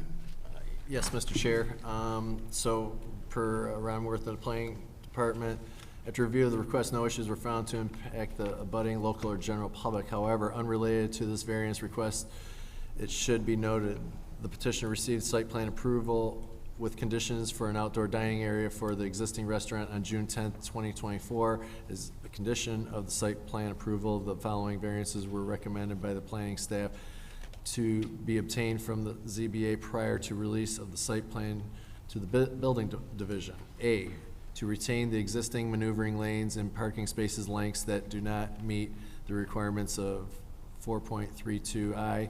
The plan indicates parking spaces at 17.5 feet, 18.1 feet, 18.6 feet, and 19.3 feet in length. The minimum length shall be 20 feet for internal parking spaces and 22 feet along a property line. B, to retain the 19.9 foot wide maneuvering lane and the 19.3 foot in length parking spaces located between the south elevation of the building and the south property line. It appears that these variances have not yet been applied for. The petitioner should be made aware that approval of these variances is required prior to the planning staff approving the revised site plan and forwarding it to the building division. So with that, our just wanted to let you be aware that maybe you could talk to Steve a little bit more about what was just read, but he should have a copy of this impact statement as well. Yeah, I'll So- talk to him about that. I do want to state that I'm a tenant of that property for 10 years. The building owner unfortunately passed away a couple months ago. Hmm. I am in the process of purchasing the building. So I think you just I gave me will, a copy of that. I will fix what's needed. Again, I inherited what's there. I mean, so Understood. these types of things, I'm not sure even Understood. what you're speaking to. Understood. If Yeah. it was under my power, I would take care of it all. I fully believe you, sir, so. So with that, I'll close the public portion of the meeting and turn it over to the board for questions and discussion. And if I just wanted to reiterate, because I remember when that building was built, the Starlight Oh, yeah, and Starlight stuff. Restaurant, Yes. yeah. So, Some good and, production there. and there were no changes, I mean, to the physical building when it became Mr. Miguel's in that aspect. So those parking spaces, I would assume, must have been around For a while. those days. I mean, Correct, yeah, that definitely I never Yeah. touched. I've done some parking lot repairs to fix potholes, but I do have plans for that building and that you will see once I own it, but to make significant Mm-hmm. investments in a building that's not mine, nor did I know the future of that building. Understood, I was, yeah. my hands were tied on a lot of Yeah, different understood. things. Any other questions or discussion from the board? Mr. Chair, Yeah. so That's Mr. I Jersey. think I've stated in the past that I'm in, kind of in favor of murals in this town, and, it's kind of, I think, a nice touch if it's done tastefully. I think this is one of those situations that it is done tastefully, and like the gentleman said, it's set back off the road pretty well. I mean, if you're coming south, going north, you probably won't even see it unless you really turn your head complete 90 degrees. So, it's, you also have some also graffiti art also inside the building as well. Yes. So, I've had a meal or two in there. So it's, I think it all kind of blends together very nicely. But, it makes sense about the maneuvering lanes, because every time I go in there, it's like I try to park, and it's just kind of, it always seems kind of jammed up. Just, I mean, not busy, but just it's tight trying to get out of there if you got big vehicles and stuff. So, this is something I think I can get behind. Again, I think it's tastefully done, and he also needs the permit for the 40-foot, square-foot wall sign too. So, I personally don't see a problem with this variance request. I'll yield the floor. And I would actually I want to concur with my colleague, because the mural is nicely done. It does match the kind of feeling of how the inside even looks and such. So I think that it's actually a good touch on the building. Nobody else has any other? Yes, Mr. Clift? You stated the owner recently passed away. What was the owner's name, sir? Sima Bidach. So the affidavit was dated 30 October of '25. It's just a legal question. Is that still going to fly with him being deceased at this point in time? His son's also named Sima Bidach. It was Sima Bidach Sr. and Sima Bidach Jr. He did get power of attorney, and he came in with me to fill out the paperwork. No, okay, that probably should have been included in our backup, but I'll yield the floor. There's no other questions. Is there any motions? Mr. Chair, I'd like to make a motion. I'd like to make a motion to grant permission to the petitioner to retain a 12-foot by 28-foot, 336-square-foot painted mural wall signage on the east elevation in addition to the permitted 40-square-foot wall sign for a total of 376 square feet of wall signage due to the fact it's not a detriment to the area. Support. So we have a motion by Mr. Jersey, support by Mr. Assessor to approve the request for reasons stated in the motion. Bear with me. Support. Mr. Assessor supported it already.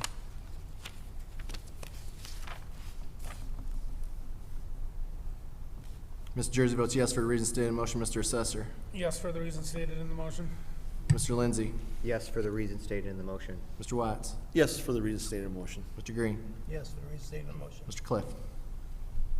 Just want to go on the record saying I'm a fan of murals too, but I'm not a fan of murals being included in our sign ordinance. And this is 296 square feet in excess of the 40 square feet allowed by ordinance, so I am compelled to vote no. Mr. Perry. Yes, for the reasons stated in the motion. And Chairman Stovich. Yes, for reasons stated in the motion. Your request has been approved. Thank you very much, appreciate it. Takes us to the ones that were rescheduled to the end of the meeting, and I can see no petitioners present. What number was this one? But I believe, So we are going to,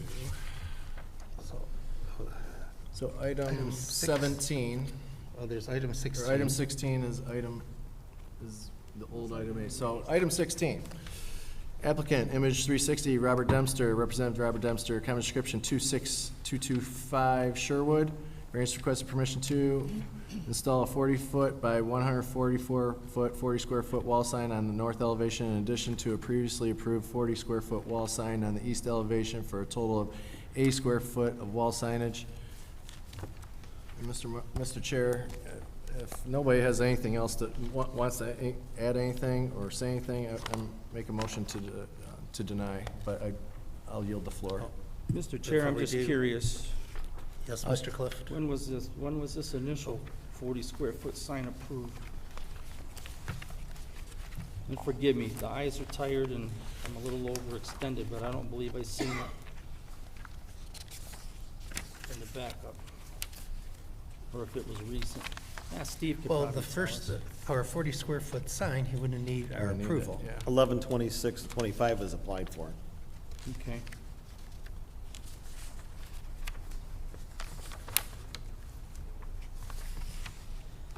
Yeah, step up there for just a hot second. Help clear something up for me, sir. I appreciate you. I'll try. Is this a new tenant in here? DJ Conley Boiler Sales? I am not sure on this one. So I guess it's pointless to ask if there was a permit for the initial 40 square foot sign or when it went up.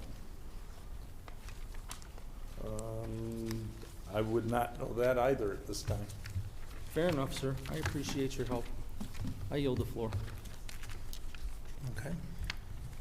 Any other questions or any discussion or motions? Mr. Chair? Yes. Mr. Jersey, I know you're prepared to make a motion tonight. I don't see a problem with it, so, you know, I would be in favor of this, but that's just where I stand.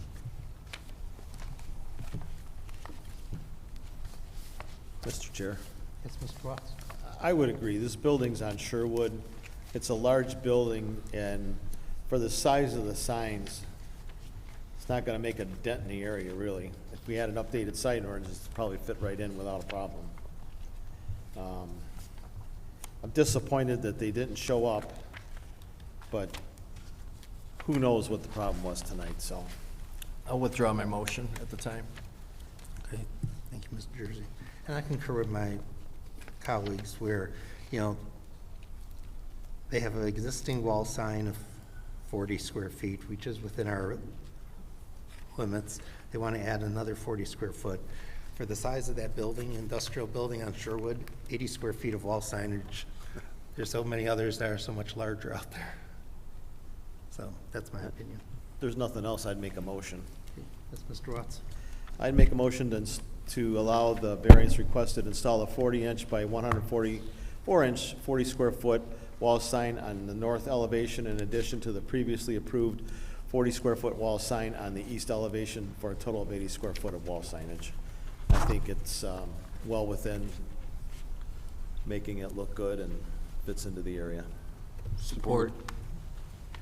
We have a motion by Mr. Watts, support by Mr. Perry to approve the request for the reasons stated. Mr. Watts? Yes, for the reasons stated in the motion. Mr. Perry? Yes, for the reasons stated in the motion. Mr. Assessor?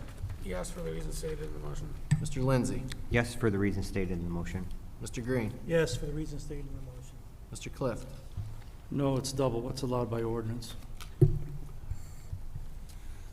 Mr. Jersey votes no. I believe it's also a detriment to the area, and I'd like to implore anybody who has petitions out there for zoning to attend meetings, because that's one thing that's driving my no vote for this. So, Chairman Ostovich. Yes, for reasons stated in the motion, so this request was approved. Which takes us to item 17, which is the former item 9. Applicant Mary Jane's Friends and Company, Representative Chris Woodwick, common description 13647 10 mile, variance is requested permission to 1, retain a 12-foot by 4-foot, 48 square foot wall sign, 2, retain verbiage on the wall sign that advertises the marijuana business. Okay, not seeing anyone, or close any public portion of the meeting and turn it over to the board for discussion. Mr. Chair, Yes, Mr. Clift? they're asking for 8 square feet over what the ordinance is. I don't see what a problem is dropping that sign size to fit the ordinance, so they don't even have to come and see us about that. And I'm not a fan of signs going against the ordinance dealing with advertising marijuana businesses. Just have a quick question for Steve. That's why I stayed here. So, is that just a grow operation over there? No, it is not. What they are is they are a subcontract company. They go and they actually it's like a Kelly service. They actually have weed cutters, people that go cut marijuana and stuff like that for process. So they're not selling or growing any product out of that building? And to answer another question that might not have been asked, I don't recall, there was no sign permit for the original sign on this one. Gotcha. Thank you very much, sir. Mr. Chair? Yes, Mr. Lindsay? I would just make a comment that I agree with Mr. Clift here. There's no reason for the shape of this building that they couldn't just have a sign within the ordinance, so I would probably vote no. And I concur with you, Mr. Lindsay, because unfortunately, it's a shame that Standard Printing had a sign that was too large, but they didn't have a variance to permit that. And just with the size of that building, there's no reason why a 40-square-foot sign could not suffice. Mr. Chair? Yes, Mr. Cliff? Just to echo on that, I mean, there's no foot traffic. The only people going to be looking for this place are people that are interviewing or working there. Again, I think it's just unnecessary to put anything larger than what's allowed by ordinance. But again, a marijuana business is a marijuana business. I don't care if you're growing it or what you're doing or being Kelly Services to farm out workers for it. Those people are going to know where it's at and they're going to know what it's about and what it's for. And I don't think this is necessary at all. I'll yield the floor. Mr. Chair, if there's no other comments, I'll make a motion. Go ahead, Mr. Lindsay. All right, I'd like to make a motion to deny permission to 1, retain a 12-foot by 4-foot, 48 square foot wall sign, and 2, retain verbiage on wall sign that advertise a marijuana business due to the fact that it's economic, the size and shape of the lot, the building can be used as it is, and I don't think it's necessary. Support. Okay, we have a motion by Mr. Lindsay, support by Mr. Cliff to deny the petitioner's request for the reasons stated. So it will be a yes vote to deny. Mr. Lindsay? Yes to deny for the reasons stated in the motion. Mr. Cliff? Yes to deny for the reasons stated in the motion. Mr. Assessor? Yes to deny for the reasons stated in the motion. Mr. Green? Yes to deny for the reasons stated in the motion. Mr. Watts? Yes to deny for reasons stated in motion. Mr. Perry? Yes to deny for the reasons stated in the motion. Mr. Jersey votes yes to deny for the reasons stated in motion. Chairman Estovich? I also vote yes to deny for the reasons stated in motion. The request has been denied. Takes us to item number 18, which is the former item number 10.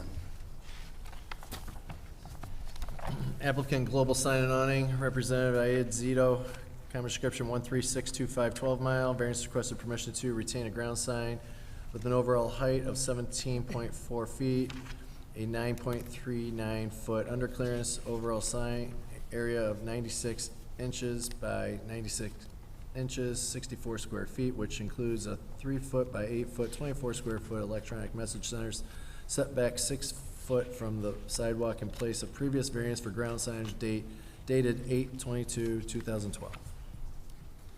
Okay, not seeing anybody in the audience, I'll close the public portion of the meeting and turn it over to board for questions and discussion. Mr. Chair. Yes, Mr. Watts. So, to Mr. Watch's point, we had some discussion earlier. This sign has been there for some time, correct? The sign, we went back and it was that size, most recently looking at Google Pictures. Before I was involved in, as a zoning inspector, a sign variance was granted at 16.2 for the LED message center. I do not recall when it had changed. It must have changed overnight and not been noticed by any inspectors.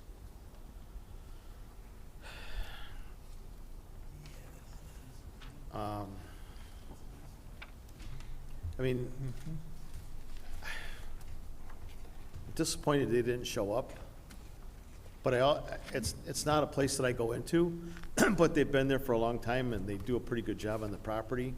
And I guess my theory would be, I turned in a complaint recently, so everybody knows that they put giant spotlights on top of the sign, pointed in their parking lot, and you could see them all the way down to Bunnard, and they were blinding you. So I'm sure that this is why this got called to their attention, and they immediately took down the spotlights. I can guarantee that's how it happened. Yeah, and I'm not afraid to admit it. I turn in a lot of stuff. I understand. But I almost feel like I would recommend postponing just to give this place an opportunity to come in and state their case. That's the only thing I got. I don't have any problem which way we go, but. Mr. Chair? Yes, Mr. Jersey. So, obviously LED I got a big problem with.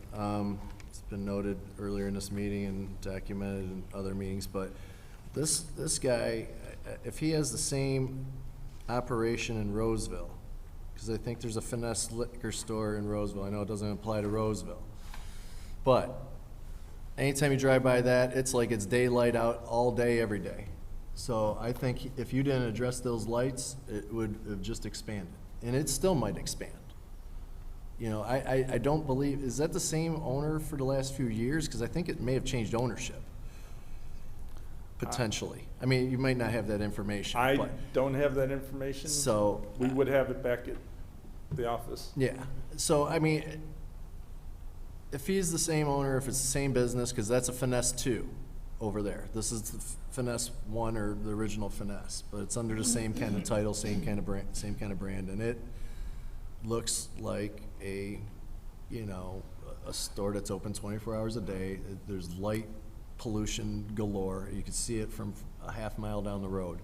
So just with the LED light component, I don't need to hear anything else regarding this, or want to hear his case regarding anything regarding this. So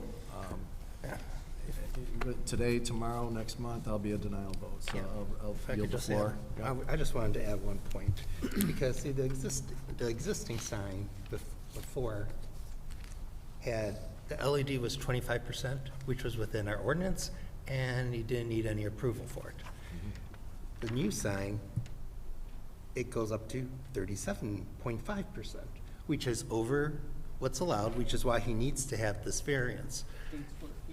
Yeah, and personally, it's like, I don't agree with the larger LED portion. If he kept that to 25%, he wouldn't need to come to us. You know, so I would actually not be in favor of granting this personally. Me personally, I don't know the guy, but I just think that it's gonna be another LED that's out of compliance, and that size, being a beaming light on 12 Mile, it's just my opinion, so. I'll yield. Mr. Chair? Yes, Mr. Lindsay? You know, I agree. I'm not in favor of this. The LED is, it's overkill. It's not needed.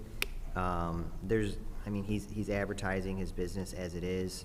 I don't see the need for an LED. It is a detriment. As far as the petitioner being here, I completely understand. You know, we have inclement weather. You know, I'd be more in favor if this was a resident of the city who can't make it. But I mean, we're talking about people's businesses, so if it's not important enough to be here, I have all the information that I need to make a decision. You know, so the petitioner, in my opinion, doesn't need to be here. I don't really think they'd be able to sway my opinion on this anyway. So I'm a no vote on this. It's just too much. It's not necessary. It's a detriment to the area, and it's certainly self-imposed. Then If there's no motion? other, no other comments, I'll make a motion.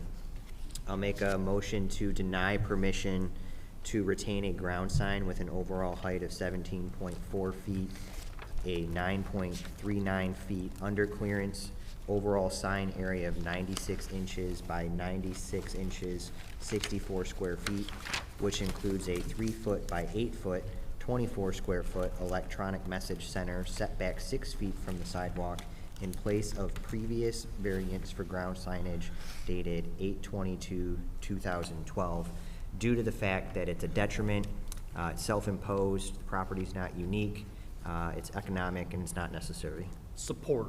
I have a motion by Mr. Lindsay, support by Mr. Cliff to deny the petitioner's request for reasons stated in motion, so it's a yes vote to deny. Mr. Lindsay? Yes to deny for the reasons stated in the motion. Mr. Clift? Yes to deny for the reasons stated in the motion. Mr. Green? Yes to deny. Mr. Sesser? Yes to deny for the reasons stated in the motion. Mr. Perry? Yes to deny for the reasons stated in the motion. Mr. Watts? Yes, for the reasons stated in the motion. Mr. Jersey votes yes for the reasons stated in motion. Chairman Ostovich? I also vote yes to deny for the reasons stated in motion. The request has been denied. That takes us to new business. I just wanted to remind everybody about the joint meeting that's coming up next week between planning and zoning. Do we have an agenda for that yet? I do. I haven't reviewed it yet. I will review it tomorrow and get it approved, so it'll be shared with the board. Okay? Thank you. So, Do members of the board have any input on what's on that particular agenda? I mean, it's just between the secretaries and planning, so. So that's it. So, do you have any, I mean, you could either approve it or deny it once it comes through, so. Go ahead, Ms. Pierce. If anyone has any specific issues that they would like to discuss, email me and I'll do my best to get the agenda updated. Is this So- meeting at 7 or 7:30? 6. Is it at 6? I think it's at 6. It said 6 or 7. I don't think it was. The special meeting next week. Was the meeting start time 6 or 7? 7:30 for the special meeting on the 22nd? Yeah, that's Joy- the one That's we're what we're talking talking about. The j- 6 o'clock. 6 o'clock. It's 6 Thursday? o'clock on the 22nd. On the 28th, it's 7:30. Gotcha. Correct. Oh, 22nd. Mr. Chair. Yes, Mr. Watts? So, to expand on asking about the agenda, it seems to be top secret, because everybody I talk to, I've gotten 5 different reasons of what the meeting is for. So, why am I gonna submit something if it's not gonna be handled? It's not gonna be talked about. This is the problem I have. I think we all need to know what the meeting is about so that we know what to submit. Because if I'm gonna submit something, and that's not what the meeting is about, then I'm wasting my time. Well, sorry. Listen, here's what I'm hearing. I'm hearing it's about Because we haven't seen the. ordinance updates, and I'm hearing it's about zoning overlay for some new projects coming into town. That's what I'm hearing it's about. Again, I will review it tomorrow, and I'll review it tomorrow. I didn't get a chance to review it today, and I'll get it approved to Nicole so we could get it shared ASAP tomorrow with the board, okay? And have it get sent out so all board members can see what's on there, all right? So that's my fault for not doing my due diligence today when it came through, so I apologize to the board for that, so. I'll take one on the chin for that. Mr. Chair. Yes, Mr. Two Green. quick things, Steve. So I think I've asked this before. What's the process to get an ordinance, like, developed, or maybe just the attorney? What's Because- what?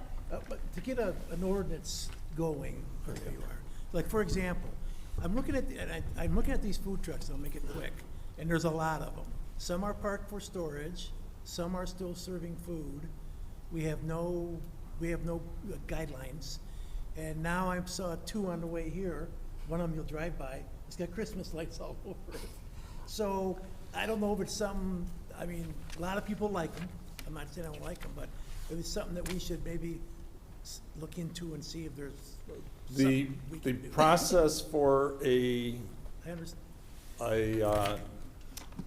Zoning ordinance amendment, and I'll let the attorney either agree with me or disagree with me when I'm done, is that the process goes to the planning department, gets formally written, gets reviewed by the attorneys either prior to or after. Then, after approval by the planning commission, it goes to the city council for approval. That is the formal process for a amendment to the zoning ordinance. So Am I who- correct? Who generates that? That is correct, or, Microphone. if you're me and you do an Microphone. ordinance, why do I have to have my microphone on? If you're me and you do an ordinance and don't realize that there's no zoning, you can get the regulatory ordinance passed, but it's very difficult to enforce that when it doesn't say where those businesses can be located in the city. So, I mean, I think with the food trucks, there's gonna need to be, that is what you said, right? Yeah. There is gonna need to be two counterparts, you know, where they're allowed and, Zoning would, there would have to be something within the zoning ordinance as well as Correct. the regulatory. correct. So that process gets started. Well, first of all, someone in the city needs to express a need for them. And I mean, I'm sure all the different departments in the city are gonna have to get together and make sure, you know, all the stakeholders agree on what the ordinance says. Like when I bring it up, people think I'm not opposed to the food trucks. I'm just- No, trust me, it's something we've been discussing for quite some time Okay, now. well, that's good enough. So it's not off the radar. I'm not opposed to food trucks. I'm opposed to not having an ordinance for them is what I'm opposed to, so. And see, and I would actually hope that this joint meeting that we're gonna have with planning, we can bring up something like this, because we need an ordinance for food trucks. Where are they allowed? What are the limitations and stuff like that? And, you know, amongst other ordinances that we need out there at the same time. So you heard us, right? So you got it. And I don't think this is gonna be a meeting that's gonna be, you know, rebuilding Rome in a day. You know, it's gonna be, Is that Rome or Roman? Rome. So I have one more if I can. I really think this is gonna be just a process. And I think this is gonna be a multitude of these meetings. That's my hope, that we could get some stuff done, not just have a one-off meeting, say we did it, and then everybody goes their own merry way, and we keep doing what we're doing. So that's not the goal of all of this, so. So Steve, at 12 Mile and Shaner, since August, there's been a pile of, we took pictures. I didn't send them over, but I got them. There's been a pile of cement. I mean, it's a large portion. of Four. cement. I talked about that within the building division, Whose project is it? Pardon? Whose project is it? It's the property owners. We were on enforcement, I'll give you some back history. We've been on enforcement for that back alley, which was in dire need of repair.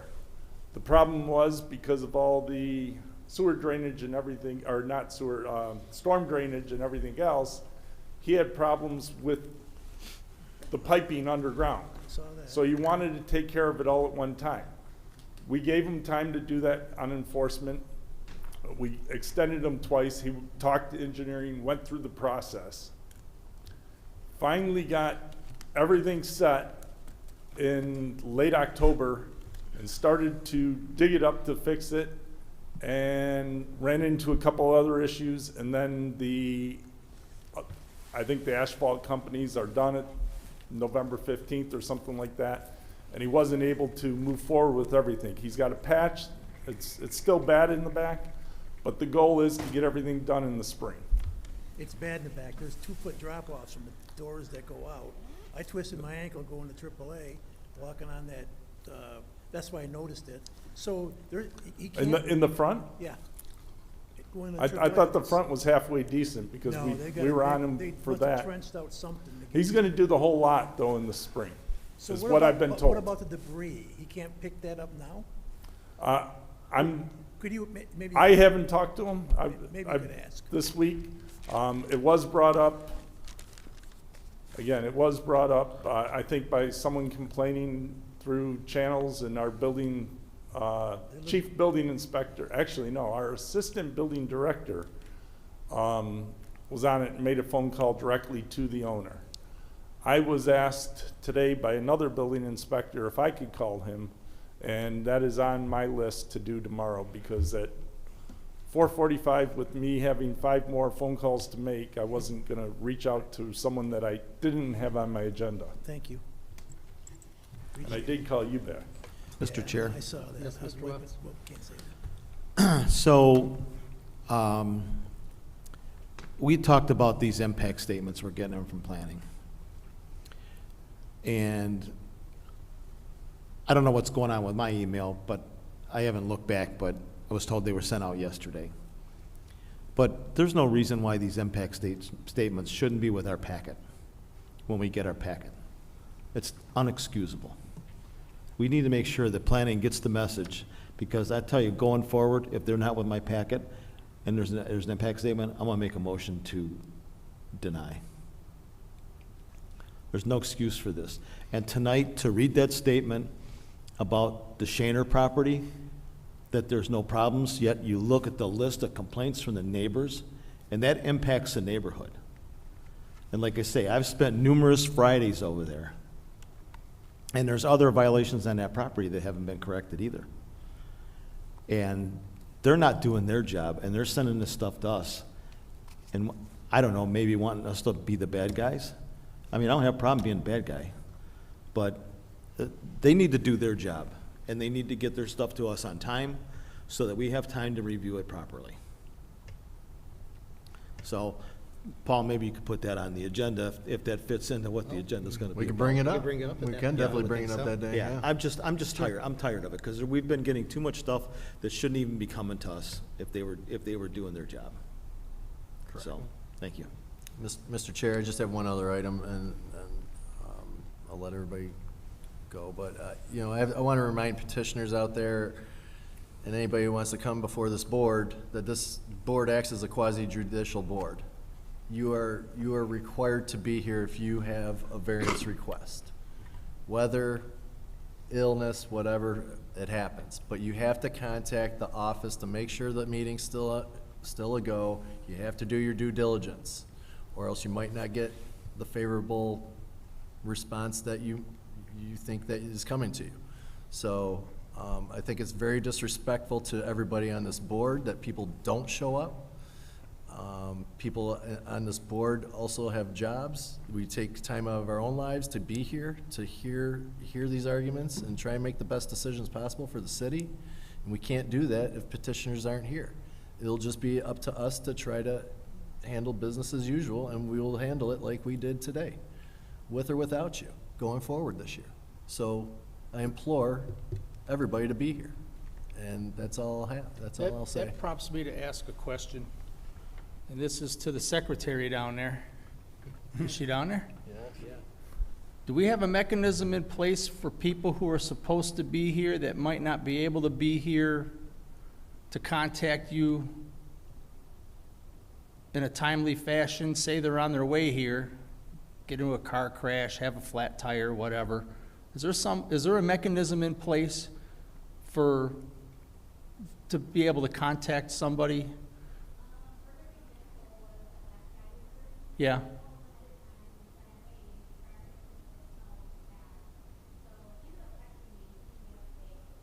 Is that a city issued device that you communicate on? Okay.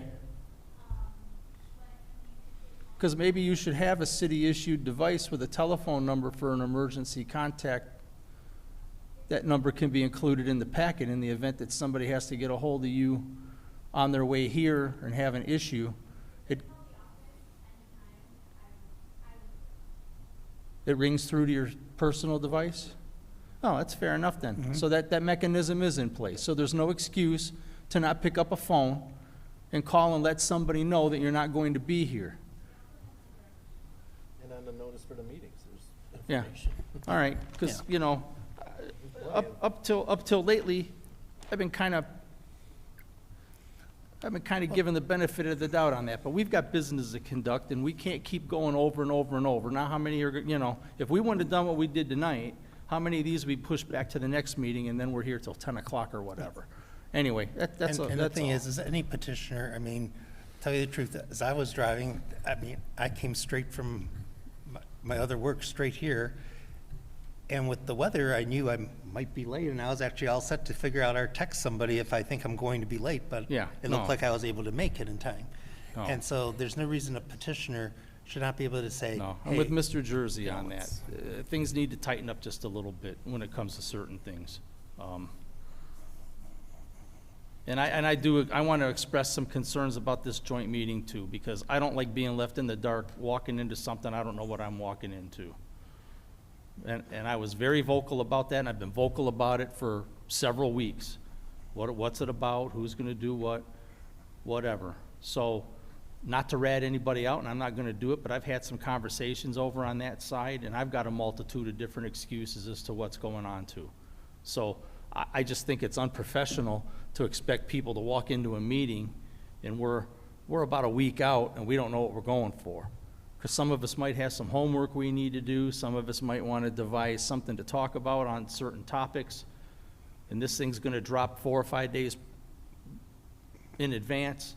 You work, I work 3 jobs. I did finish school finally, by the way, but 3 jobs too. it's 4. But anyway, I like serving and I like taking care of business, but I just don't think that sometimes, you know, what we have going on is taken into consideration. It's important. We got packets under control, and I thank you very much for that, Nicole. Packets are coming earlier, but I'm with you. Give me the backup. Give me the impact statements. They should be in the packet. And enforcement's open on that property. Give us everything that we need to make our decisions. And I also want to chime in on some of the lax enforcement that goes on in this town, because a lot of stuff that goes on, the pictures you displayed tonight are disturbing. But we all know what goes on. You're going to see a lot more pictures. But I think that a lot of that, and I've said it before, I think a lot of that stems from the actions that this board took 5, 10, 15 years ago by doing things the way they did them.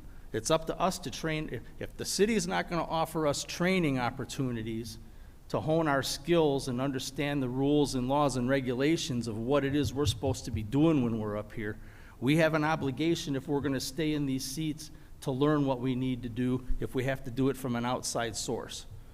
So, you know, I'm holding 5 certificates from MSU and a couple other places dealing with regulatory zoning, and I try to understand what it is that's going on out there. And I can't say that about a lot of our predecessors, because now we're having to look at things this far down the road that are impacting neighbors. We had a lot of neighbors here tonight about a certain issue that really wasn't within our purview. And I don't know who's hearing these people or who's not hearing them, but I think it's very disturbing. And to jump on top of that, it really disturbed me a few meetings ago when I heard somebody made a phone call to somebody and stopped enforcement actions. Now I doubt the whole process. I doubt the whole process. Because somebody gave me cause to quantify what I thought was going on all along. And who else is it going on with? And with that, I'm off my soapbox. Any other items for new business or motion for adjournment? Motion to adjourn. Support. Support. We have a motion by Mr. Clift, support by Mr. Assessor to meeting adjourn. All in favor? Aye. Anybody opposed? Meeting adjourned at